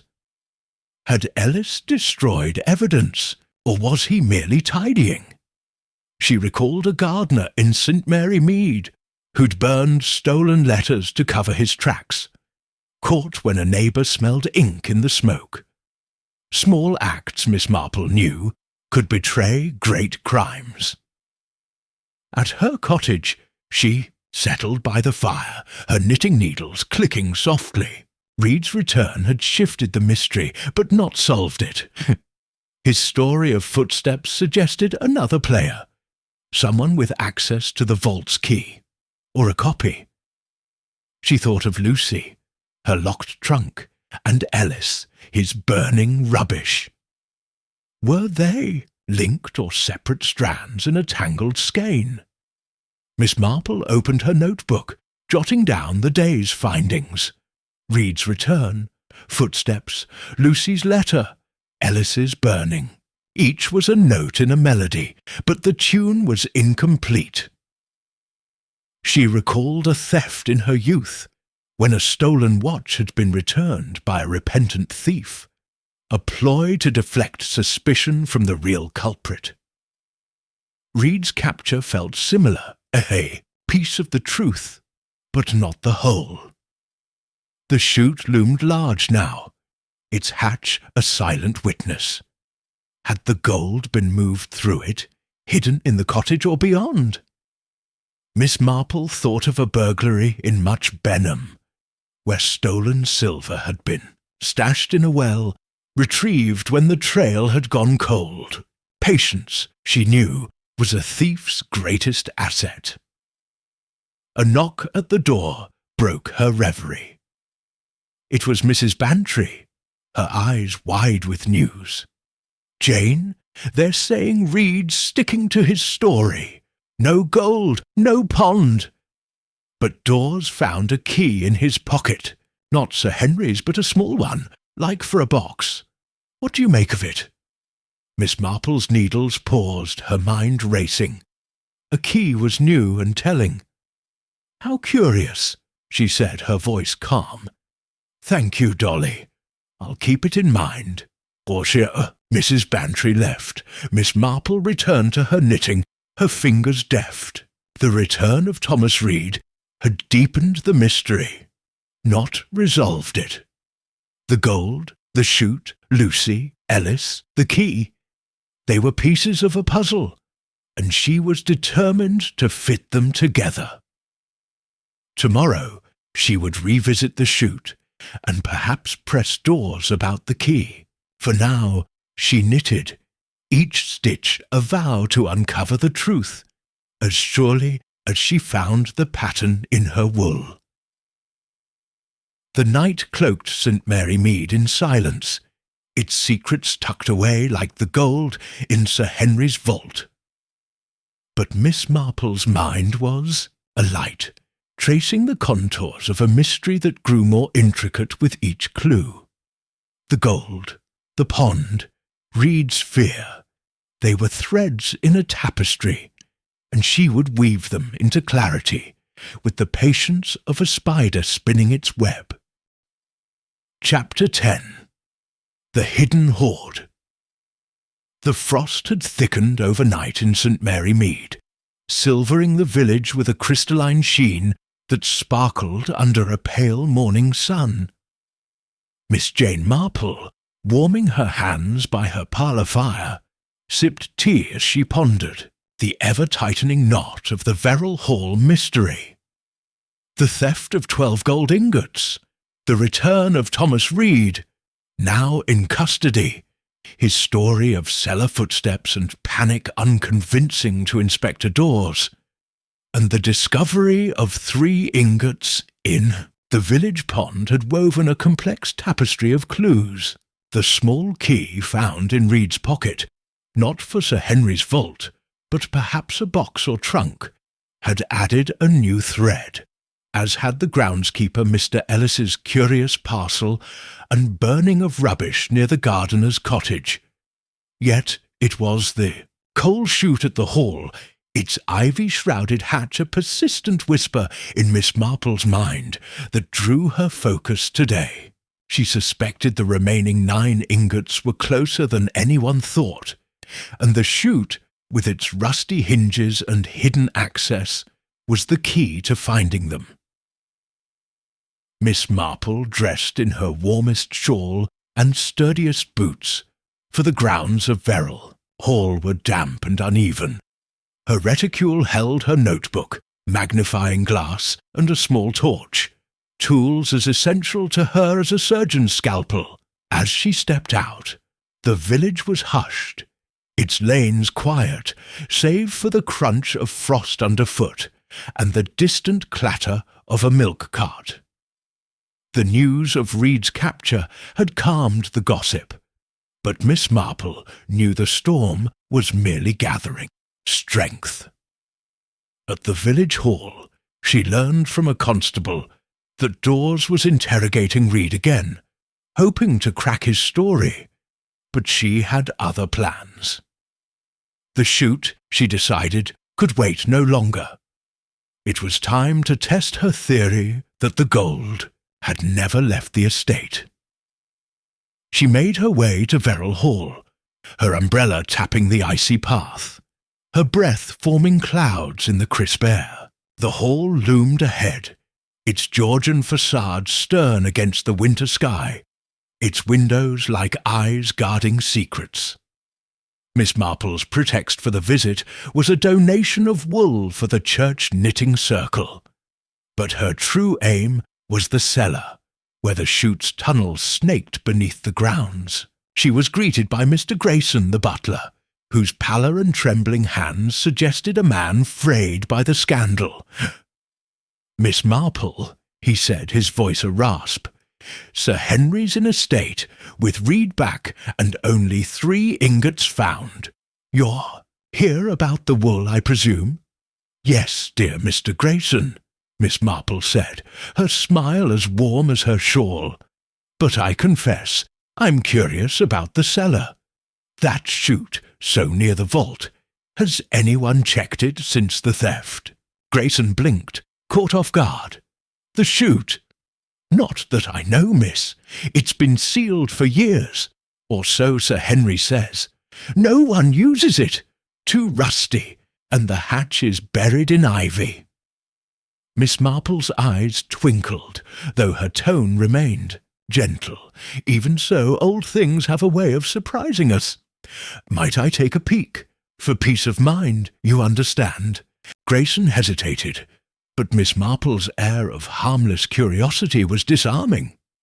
He led her to the cellar, its stone steps slick with damp, its air heavy with the scent of earth and mildew. The vault's steel door gleamed under a flickering bulb, a silent sentinel of Sir Henry's loss. Miss Marple's gaze, however, was drawn to the corridor beyond, where the coal chute's tunnel began. Its entrance was a low arch, half obscured by a pile of crates, and the faint draught carried a whiff of rust and leaves. "How practical," she murmured, her torch casting a thin beam into the darkness. "A chute like this could go unnoticed." For years, Grayson hovered, his unease palpable. "It's a filthy place, miss. Nothing down there but spiders and dirt." Miss Marple smiled, undeterred. "Spiders don't bother me, Mr. Grayson.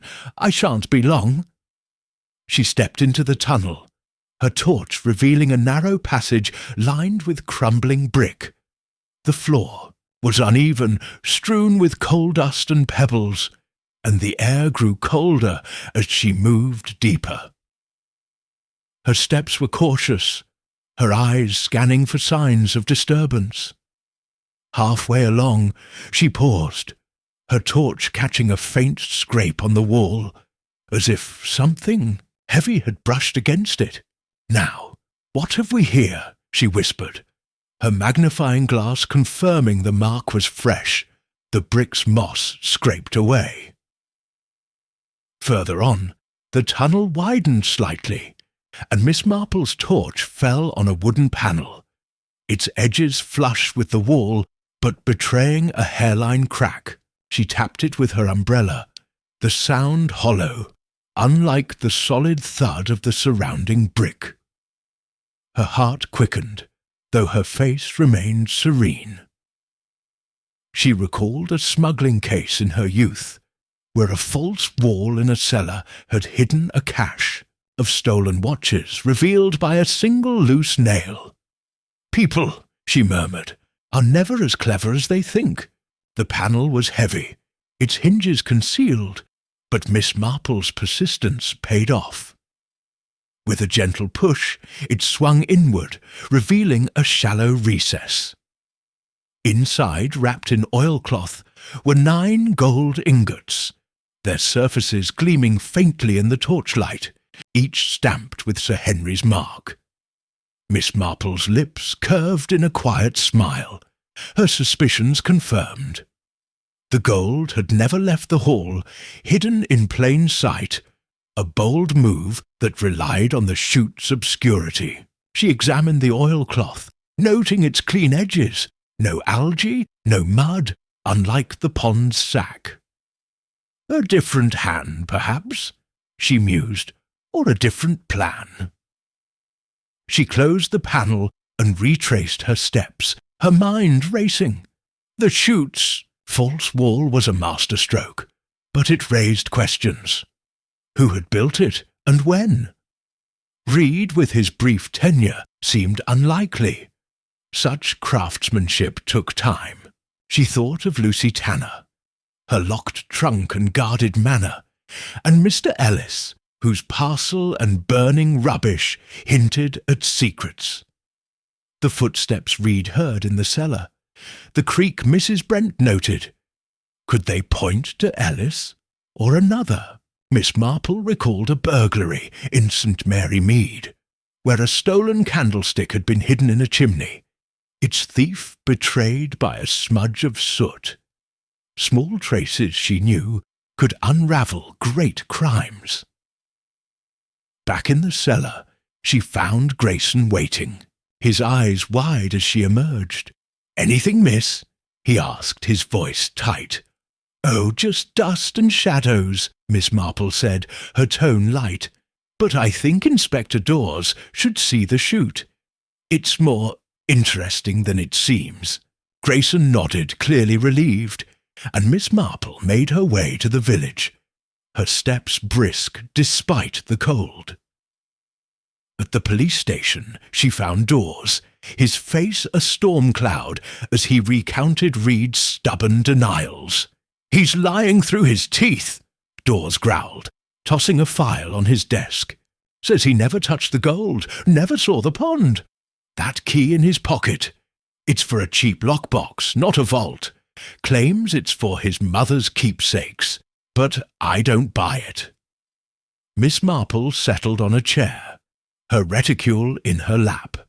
"How frustrating, Inspector, but I've something to cheer you. The coal chute at the hall, it's worth a look. I found a panel, you see, and behind it, well, I shan't spoil the surprise." Dawes's eyes widened, his scepticism warring with curiosity. "A panel? You're not saying—" "I'm saying you should bring your torch," Miss Marple said, her smile serene, "and perhaps a constable or two. The chute has been overlooked too long." Within the hour, Dawes and 2 constables were at the hall. Sir Henry summoned from his library to witness the search. The cellar was a hive of activity, the constables' boots echoing as they followed Miss Marple's directions. The panel yielded under Dawes's hands, and a collective gasp filled the tunnel as the 9 ingots were revealed. Sir Henry's face flushed with triumph, his voice booming. "By Jove, Miss Marple, you've done it! The gold! My gold! Safe at last!" Dawes, inspecting the oilcloth, looked stunned. "Hidden here, under our noses. Reed must have done it, or had help. This took planning." Miss Marple tilted her head, her voice soft. "Planning, yes. But Reed, I wonder. The panel is well made, Inspector, not the work of a fleeting footman. And the pond's 3 ingots. Such a different hiding place. We must ask who had time and access to build this." Sir Henry, still clutching an ingot, scowled. "Who else but Reed, or that Tanner girl he mooned over? I'll have them both strung up." Miss Marple's eyes twinkled, though her tone was grave. "Patience, Sir Henry. The gold is found, but the story isn't finished. Someone laid a trail, maps, sightings, a knife. We mustn't rush to judgment." Dawes, packing the ingots for safekeeping, promised to question Reed again and to investigate Ellis's parcel and Lucy's trunk. Miss Marple thanked him and stepped outside, her gaze lingering on the chute's hatch, now exposed as the constables cleared the ivy. A faint scratch on the ground caught her eye, as if a heavy load had been dragged through. She recalled the rut in the lane near the churchyard, the flattened grass by the cottage. Had the gold been moved in stages, or was the chute the final stop? She thought of a theft in London, where stolen jewels had been shifted through multiple hides, each a decoy to confuse pursuit. Thieves, Miss Marple knew, were masters of misdirection. Back in the village, she stopped at the shop, where Mrs. Price was agog with the news, already spreading like wildfire. 9 ingots, Miss Marple!" she exclaimed, slicing cheese with a flourish. "Found in the chute, they say. You're a marvel. But who hid them? Reed or someone cleverer?" Miss Marple selected a packet of tea, her tone mild. "It's a puzzle, Mrs. Price, but I wonder, did Jenny ever mention Mr. Ellis speaking of the chute, or working near it?" Mrs. Price's eyes narrowed, her knife pausing. "Not the chute, no, but Jenny said he was digging near the cottage last month, said it was for drainage. Odd, though, he's never fussed about drains before." This was a glimmer, and Miss Marple's mind quickened. Digging could mean nothing, or everything. She thanked Mrs. Price and stepped out, her thoughts turning to Ellis, his parcel, his burning rubbish. Was he a thief, a helper, or a man in the wrong place? She recalled a gardener in her youth, who'd buried stolen coins in a flower bed, caught when a neighbour saw him at dawn. Small habits, Miss Marple knew, could betray great secrets. At her cottage she settled by the fire, her knitting needles clicking softly. The hidden hoard was a triumph, but the mystery was unfinished. The 9 ingots in the chute, the 3 in the pond, they told a story of calculation, not haste. She thought of Lucy, her trunk, and Reed, his key. The footsteps he heard, the creak, the dogs barking, were they Ellis or another? Miss Marple opened her notebook, jotting down the day's findings. 9 ingots, chute panel, Ellis's digging, Reed's key. Each was a note in a melody, but the tune was incomplete. She recalled a theft in St. Mary Mead, where a stolen bracelet had been hidden in a wall, its thief betrayed by a single loose brick. The chute's panel was similar. A bold hide, but not infallible. The pond's ingots, she suspected, were a sacrifice, meant to close the case while the rest stayed safe. She thought of Lucy's scheme, Ellis's parcel, the map in the cottage. Were they a team, or pawns in a larger game? Miss Marple recalled a burglary in Much Benham, where a stolen clock had been found in a river, a ploy to protect the real thief. The pond, she was certain, was a similar feint. A knock at the door broke her reverie. It was Mrs. Clement, her eyes wide with news.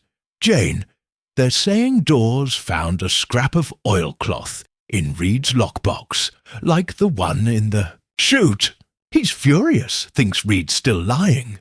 What do you make of it?" Miss Marple's needles paused, her mind racing. Oilcloth was new and damning. "How curious," she said, her voice calm. "Thank you, Mrs. Clement. I'll keep it in mind." As Mrs. Clement left, Miss Marple returned to her knitting, her fingers deft. The hidden hoard had brought the mystery closer to resolution, but questions remained. The gold, the chute, Lucy, Ellis, Reed's key. They were pieces of a puzzle, and she was determined to fit them together. Tomorrow she would press Dawes to search Lucy's trunk, and perhaps confront Ellis herself. For now, she knitted, each stitch a vow to uncover the truth, as surely as she found the pattern in her wool. The night fell over St. Mary Mead, its frost a glittering shroud for secrets, but Miss Marple's mind was alight, tracing the contours of a mystery that was nearing its climax. The gold, the chute, the pond, they were threads in a tapestry, and she would weave them into clarity, with the patience of a spider spinning its web. Chapter 11. The Puppet Master. The winter sun struggled through a veil of clouds over St. Mary Mead, casting a feeble light that barely warmed the frost-glazed village. Miss Jane Marple, seated at her breakfast table with a pot of tea and a slice of toast, gazed out at the crystalline rooftops, her thoughts as precise as the ticking of her mantel clock. The mystery of Veril Hall had reached a crescendo. The 12 stolen gold ingots were recovered, 3 from the village pond, 9 from a hidden panel in the coal chute. Yet the true culprit remained elusive. Thomas Reed, now in custody, insisted he'd fled in panic, not guilt. His tale of cellar footsteps and a mysterious key for a lockbox, hinting at a deeper plot. The groundskeeper, Mr. Ellis, with his suspicious parcel and burnt rubbish, lingered in Miss Marple's mind, as did Lucy Tanner, the dismissed maid whose guarded trunk and evasive words at the Red Lion suggested a role beyond mere bystander. Today, Miss Marple resolved to untangle the final threads, for she sensed a puppet master at work, pulling strings to cast suspicion on Reed while the real thief watched from the shadows. She dressed in her warmest coat, her scarf knotted against the chill, and packed her reticule with her notebook, magnifying glass, and a small vial of lavender oil to steady her nerves. The village was quiet as she stepped out, its lanes muffled by frost, though whispers of the gold's recovery buzzed like bees in a hive. At the post office, Miss Hartnell, sorting letters with her usual fervour, greeted her with a gleam in her eye. "Miss Marple, the gold's back thanks to you, but Reed's still claiming innocence. Do you think he's telling the truth?" Miss Marple's smile was serene, her eyes sharp behind her spectacles. "It's a puzzle, Miss Hartnell, but I wonder, has Mr. Ellis sent any more parcels or received anything unusual?" Miss Hartnell's pince-nez quivered, her curiosity piqued. "Ellis?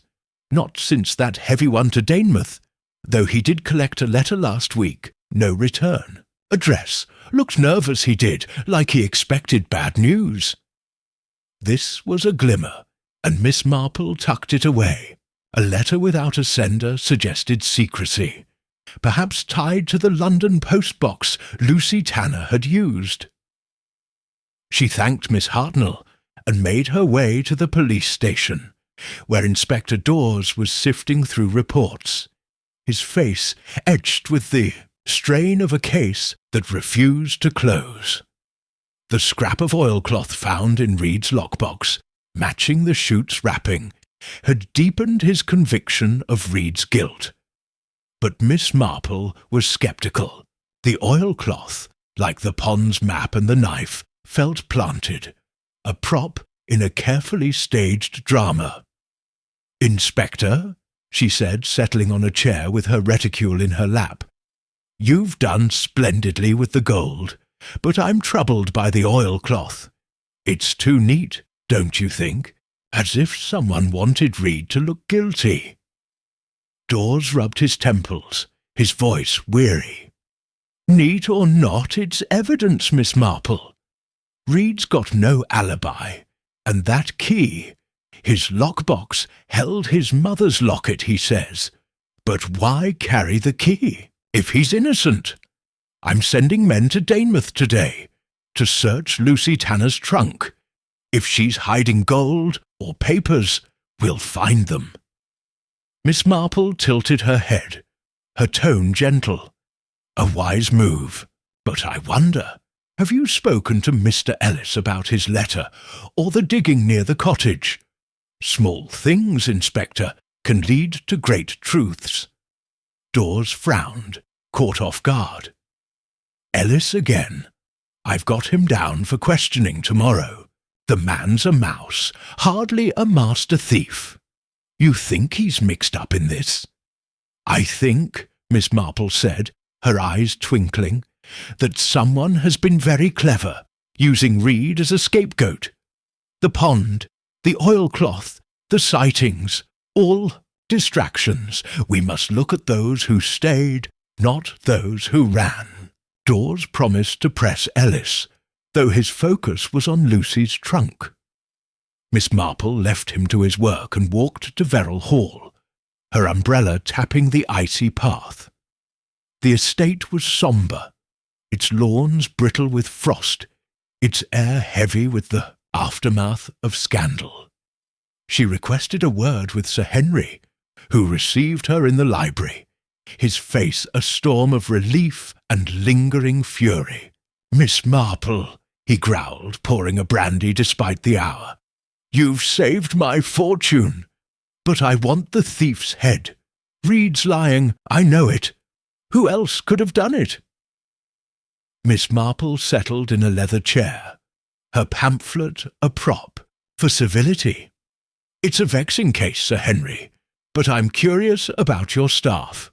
Mr. Ellis, for instance, has he ever had access to the vault or the chute?" Sir Henry's moustache twitched, his eyes narrowing. "Ellis? Never. He's grounds, not house. The vault's my domain, and Grayson's, though he's too old to lift a finger. The chute, well, it's forgotten, or was till you found it. Why, Ellis?" "Oh, just a thought," Miss Marple said, her tone light. "He was seen digging near the cottage, and with a parcel sent to Danemouth. It's curious, don't you think? Perhaps he saw something that night." Sir Henry grunted, promising to summon Ellis, but Miss Marple sensed his impatience. She thanked him and stepped outside, her gaze drifting to the chute's hatch, now cleared of ivy by Dawes's men. A faint oil stain on the ground caught her eye, barely visible against the frost. She knelt, her magnifying glass confirming its freshness, unlike the rust of the hinges. "Now, what have we here?" she murmured, recalling the burnt rubbish Mrs. Price's daughter had mentioned. Oil, she thought, could mean many things. A lamp, a machine, or a cover for something burnt to ash. Determined to test her theory, Miss Marple walked to the gardener's cottage, its stone walls stark against the winter trees. The path was frozen, but she noted fresh boot prints, larger than those found inside, leading to a pile of ash near the door. She sifted through it with her umbrella, uncovering a charred scrap of twine, its weave matching the pond's sack. "Clever!" she whispered, her mind racing. The twine linked the cottage to the pond, but the oil stain pointed to the chute. She recalled a theft in her girlhood, where a stolen locket had been burnt to destroy its engraving. The thief caught when ash revealed a trace of gold. Small traces, Miss Marple knew, could unravel great crimes. Back in the village, she stopped at the shop, where Mrs. Price was polishing her counter with vigour. "Miss Marple!" she exclaimed. "The gold's back, but Reed's still the talk. They say he's got a lockbox with secrets. Do you think he's fooling us all?" Miss Marple selected a bar of soap, her tone mild. "It's possible, Mrs. Price, but I wonder, did Jenny ever hear Mr. Ellis mention Lucy Tanner, or see them together?" Mrs. Price's eyes widened, her cloth pausing. "Not together, no. But Jenny said Ellis was at the Red Lion last month, same day Lucy was working. She thought it odd. He's not one for pubs. Said he was talking to someone in the back, but she couldn't see who." This was a spark, and Miss Marple's mind quickened. Ellis at the Red Lion, near Lucy, suggested a connection, however faint. She thanked Mrs. Price and made her way to the vicarage, where Mrs. Clement was hosting a knitting circle, a perfect setting for quiet reflection. As the women chattered about Reed and the gold, Miss Marple's needles clicked, her thoughts piecing together the clues. The oil stain, the twine, Ellis's letter, Lucy's trunk, Reed's footsteps. The puzzle was resolving, but one figure stood at its heart. Lucy Tanner, whose resentment and cunning seemed to thread through every clue. She recalled Lucy's words at the Red Lion, Reed's big scheme, her quick denial of the cottage, her glance at the trunk. Miss Marple thought of a parlour-maid in St. Mary Mead, who'd orchestrated a theft of silver by manipulating a lovesick groom, her charm masking her guile.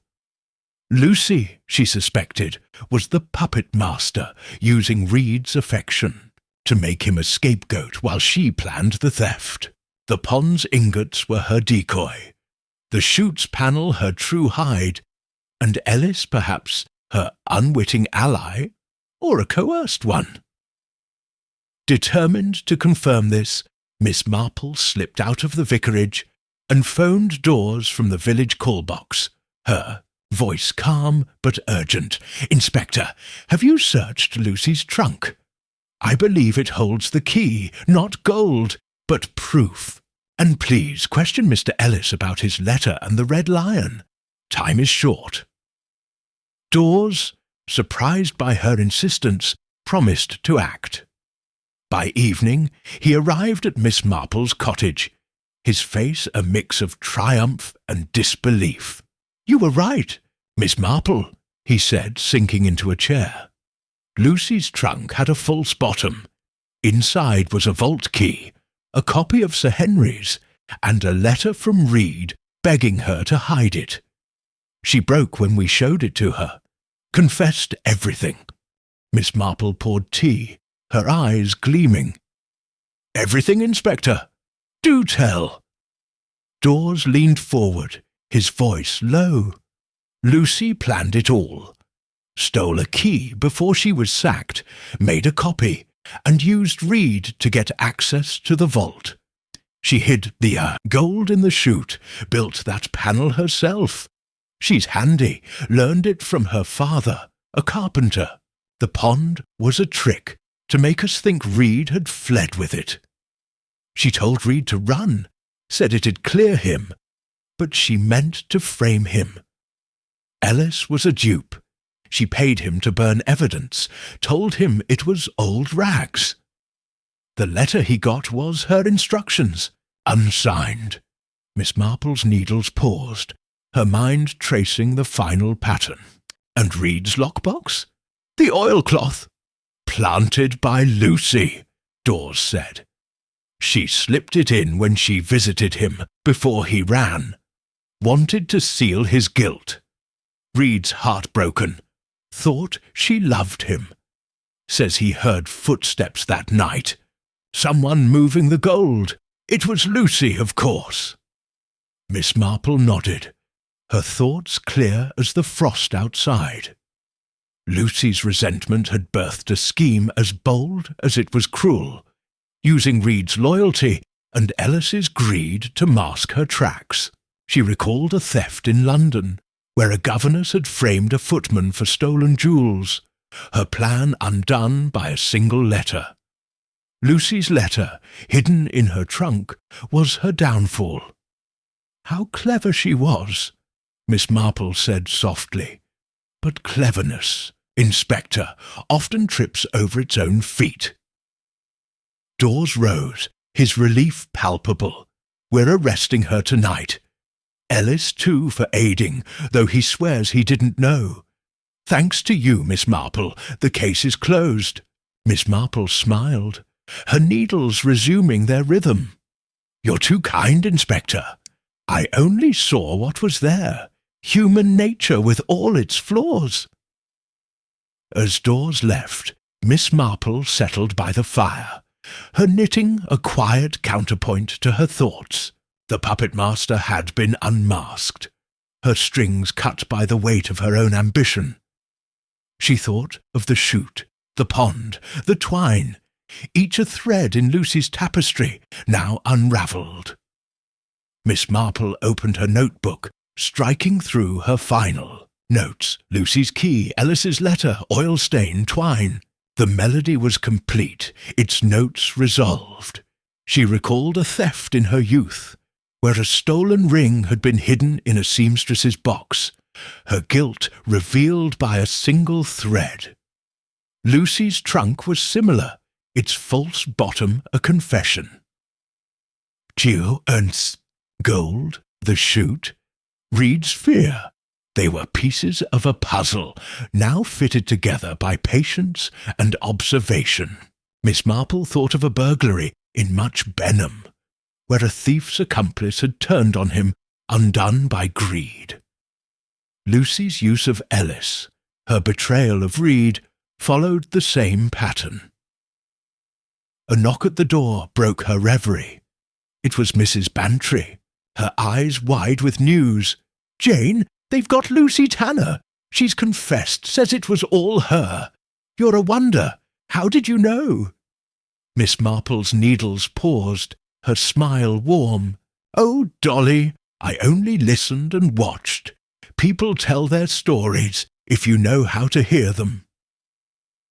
As Mrs. Bantry left, Miss Marple returned to her knitting, her fingers deft. The puppet master was caught, the gold restored, but the human cost. Reed's broken heart, Ellis's shame, lingered like frost on a window. The night cloaked St. Mary Mead in silence, its secrets laid bare. But Miss Marple's mind was at peace, the mystery solved, its threads woven into clarity with the patience of a spider spinning its web. Chapter 12. The Quiet of St. Mary. Mead. The winter's grip on St. Mary Mead had softened, the frost yielding to a tentative thaw that left the village lanes glistening with meltwater under a pale, hopeful sun.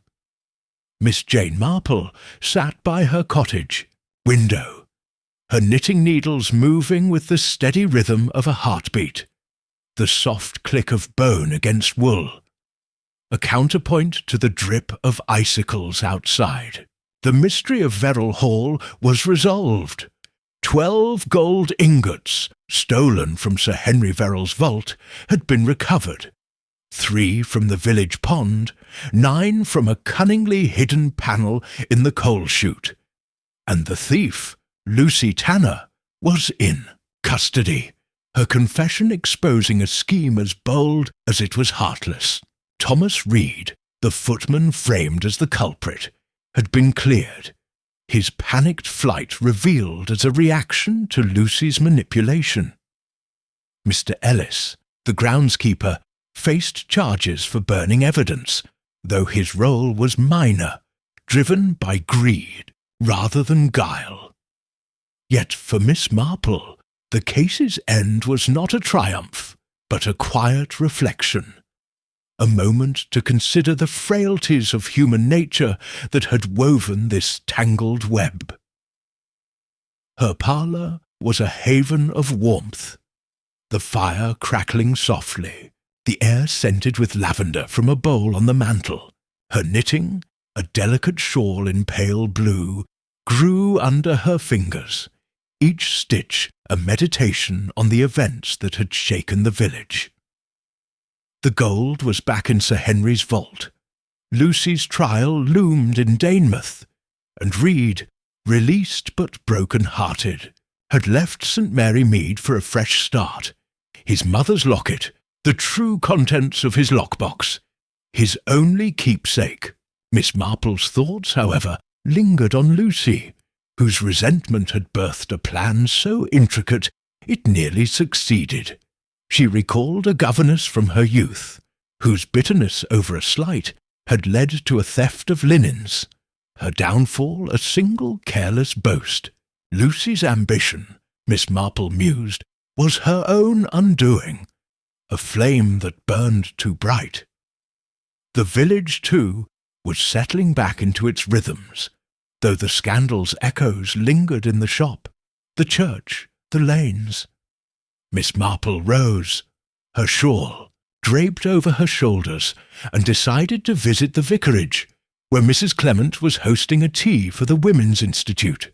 The walk was brisk, the air sharp with the scent of damp earth and pine, and Miss Marple's umbrella tapped the path, her eyes noting the small signs of renewal, a crocus pushing through the soil, a sparrow flitting with a twig. St. Mary Mead, she knew, was resilient, its surface calm, belying the currents beneath. At the vicarage, the drawing-room was a bustle of voices, the clink of teacups mingling with the hum of gossip. Mrs. Clement, her face alight with warmth, greeted Miss Marple with a hug. "Jane, you're a marvel. The whole village is talking of you, finding the gold, catching Lucy Tanner. You must tell us everything." Miss Marple smiled, settling into a chintz armchair with a cup of Earl Grey. "Oh, my dear, I did very little. It was Inspector Dawes who did the hard work.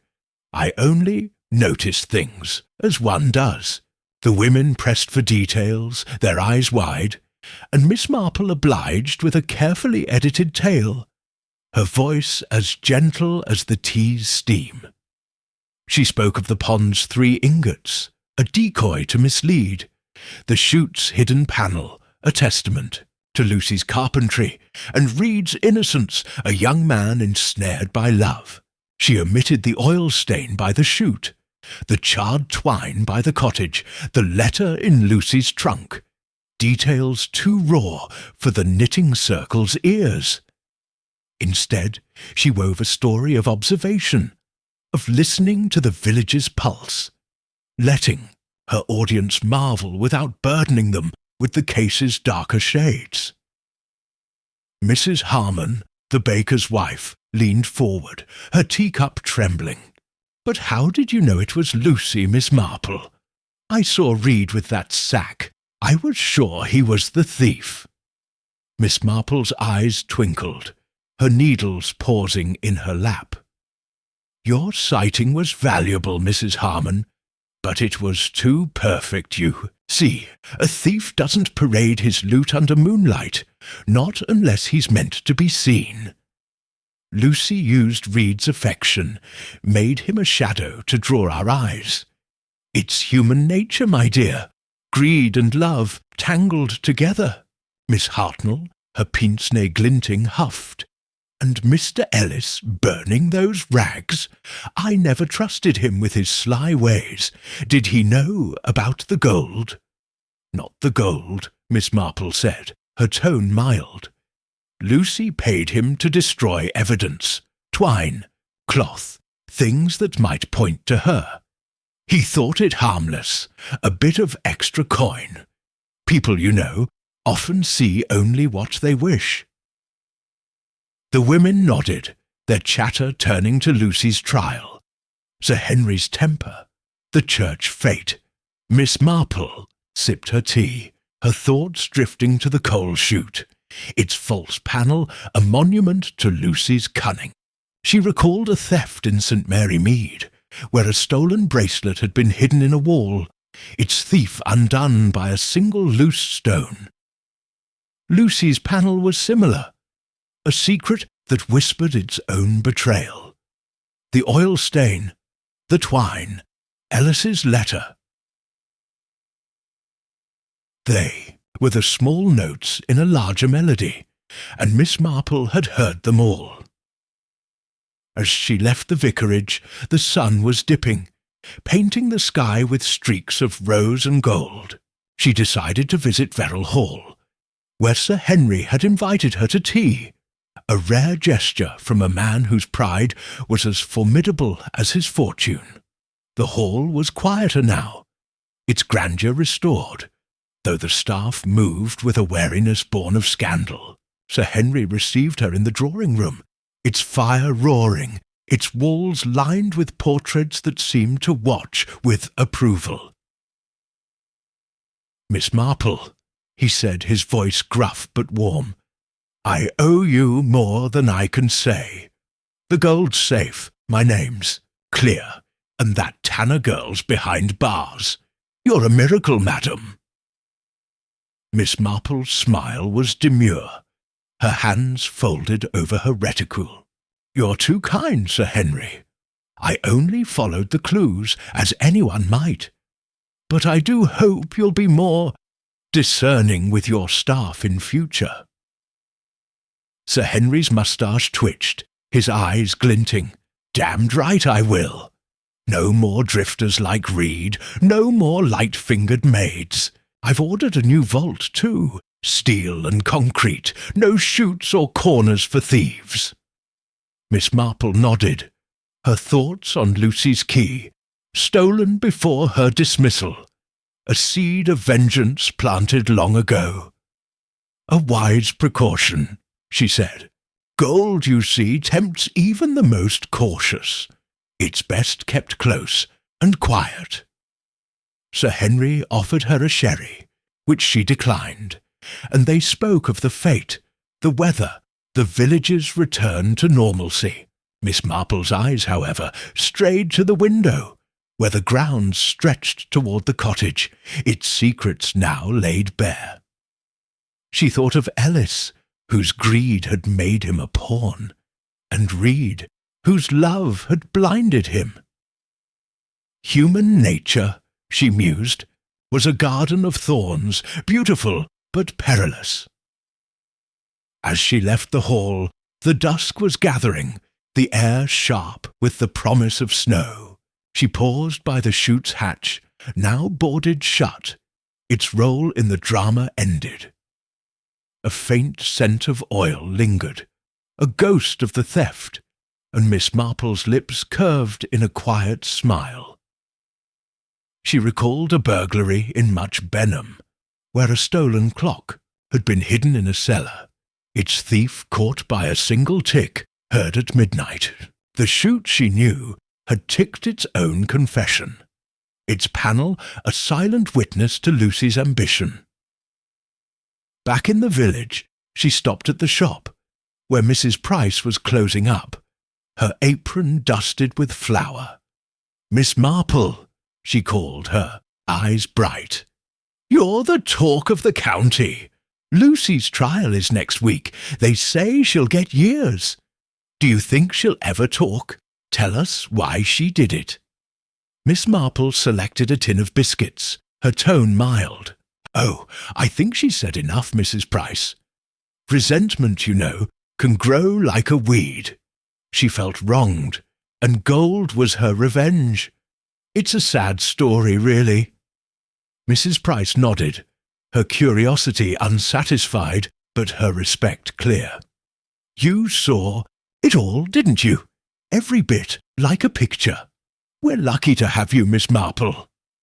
Miss Marple smiled, stepping into the twilight. The village was settling into its evening rituals. Lamps glowed in windows, smoke curled from chimneys, and the church bell tolled softly. She thought of Reed starting anew, and Ellis facing his reckoning. Lucy, she knew, would carry her regret, longest, her cleverness, a chain she'd forged herself. Miss Marple recalled a theft in her youth, where a stolen ring had been hidden in a seamstress's box, her guilt revealed by a single thread. Lucy's trunk, its false bottom hiding the key, was her thread, snapping under the weight of truth.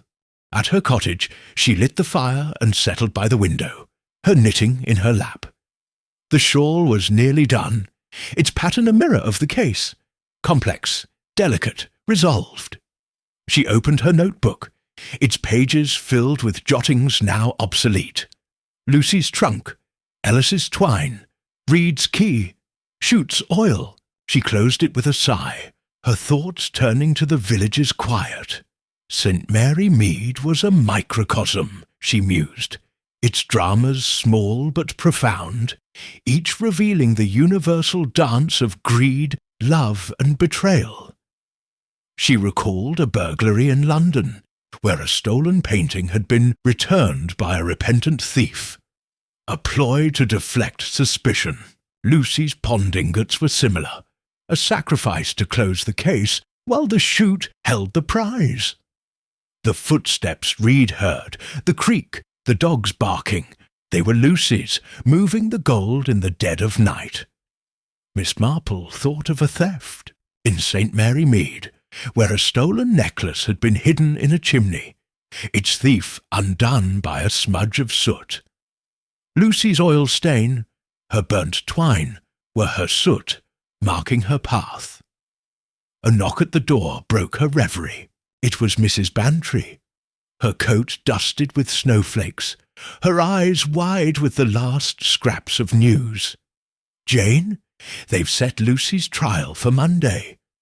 Dawes says she's silent now, won't say a word. And Sir Henry's giving a speech at the fete, thanking you.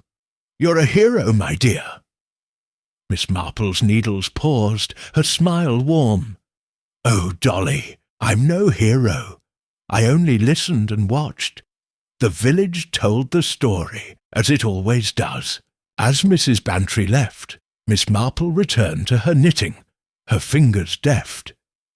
The quiet of St. Mary Mead was restored, its secrets laid bare, its wounds beginning to heal. The gold, the shoot, Lucy's ambition, they were threads in a tapestry, now woven into clarity. She thought of the pond, its deceptive calm, and the cottage, its shadows dispelled. Human nature, she knew, was a constant, its flaws as predictable as the seasons. But so too was its capacity for truth, if one knew where to look. The night cloaked St. Mary Mead in a soft blanket of snow, its silence a balm for the heart. Miss Marple's fire crackled, her shawl grew, and her mind rested, the mystery solved, its lessons etched in her memory. She knitted on, each stitch a vow to keep watching, keep listening, for the quiet of St. Mary Mead was never truly silent, and she was its gentle guardian, as patient as a spider spinning its web.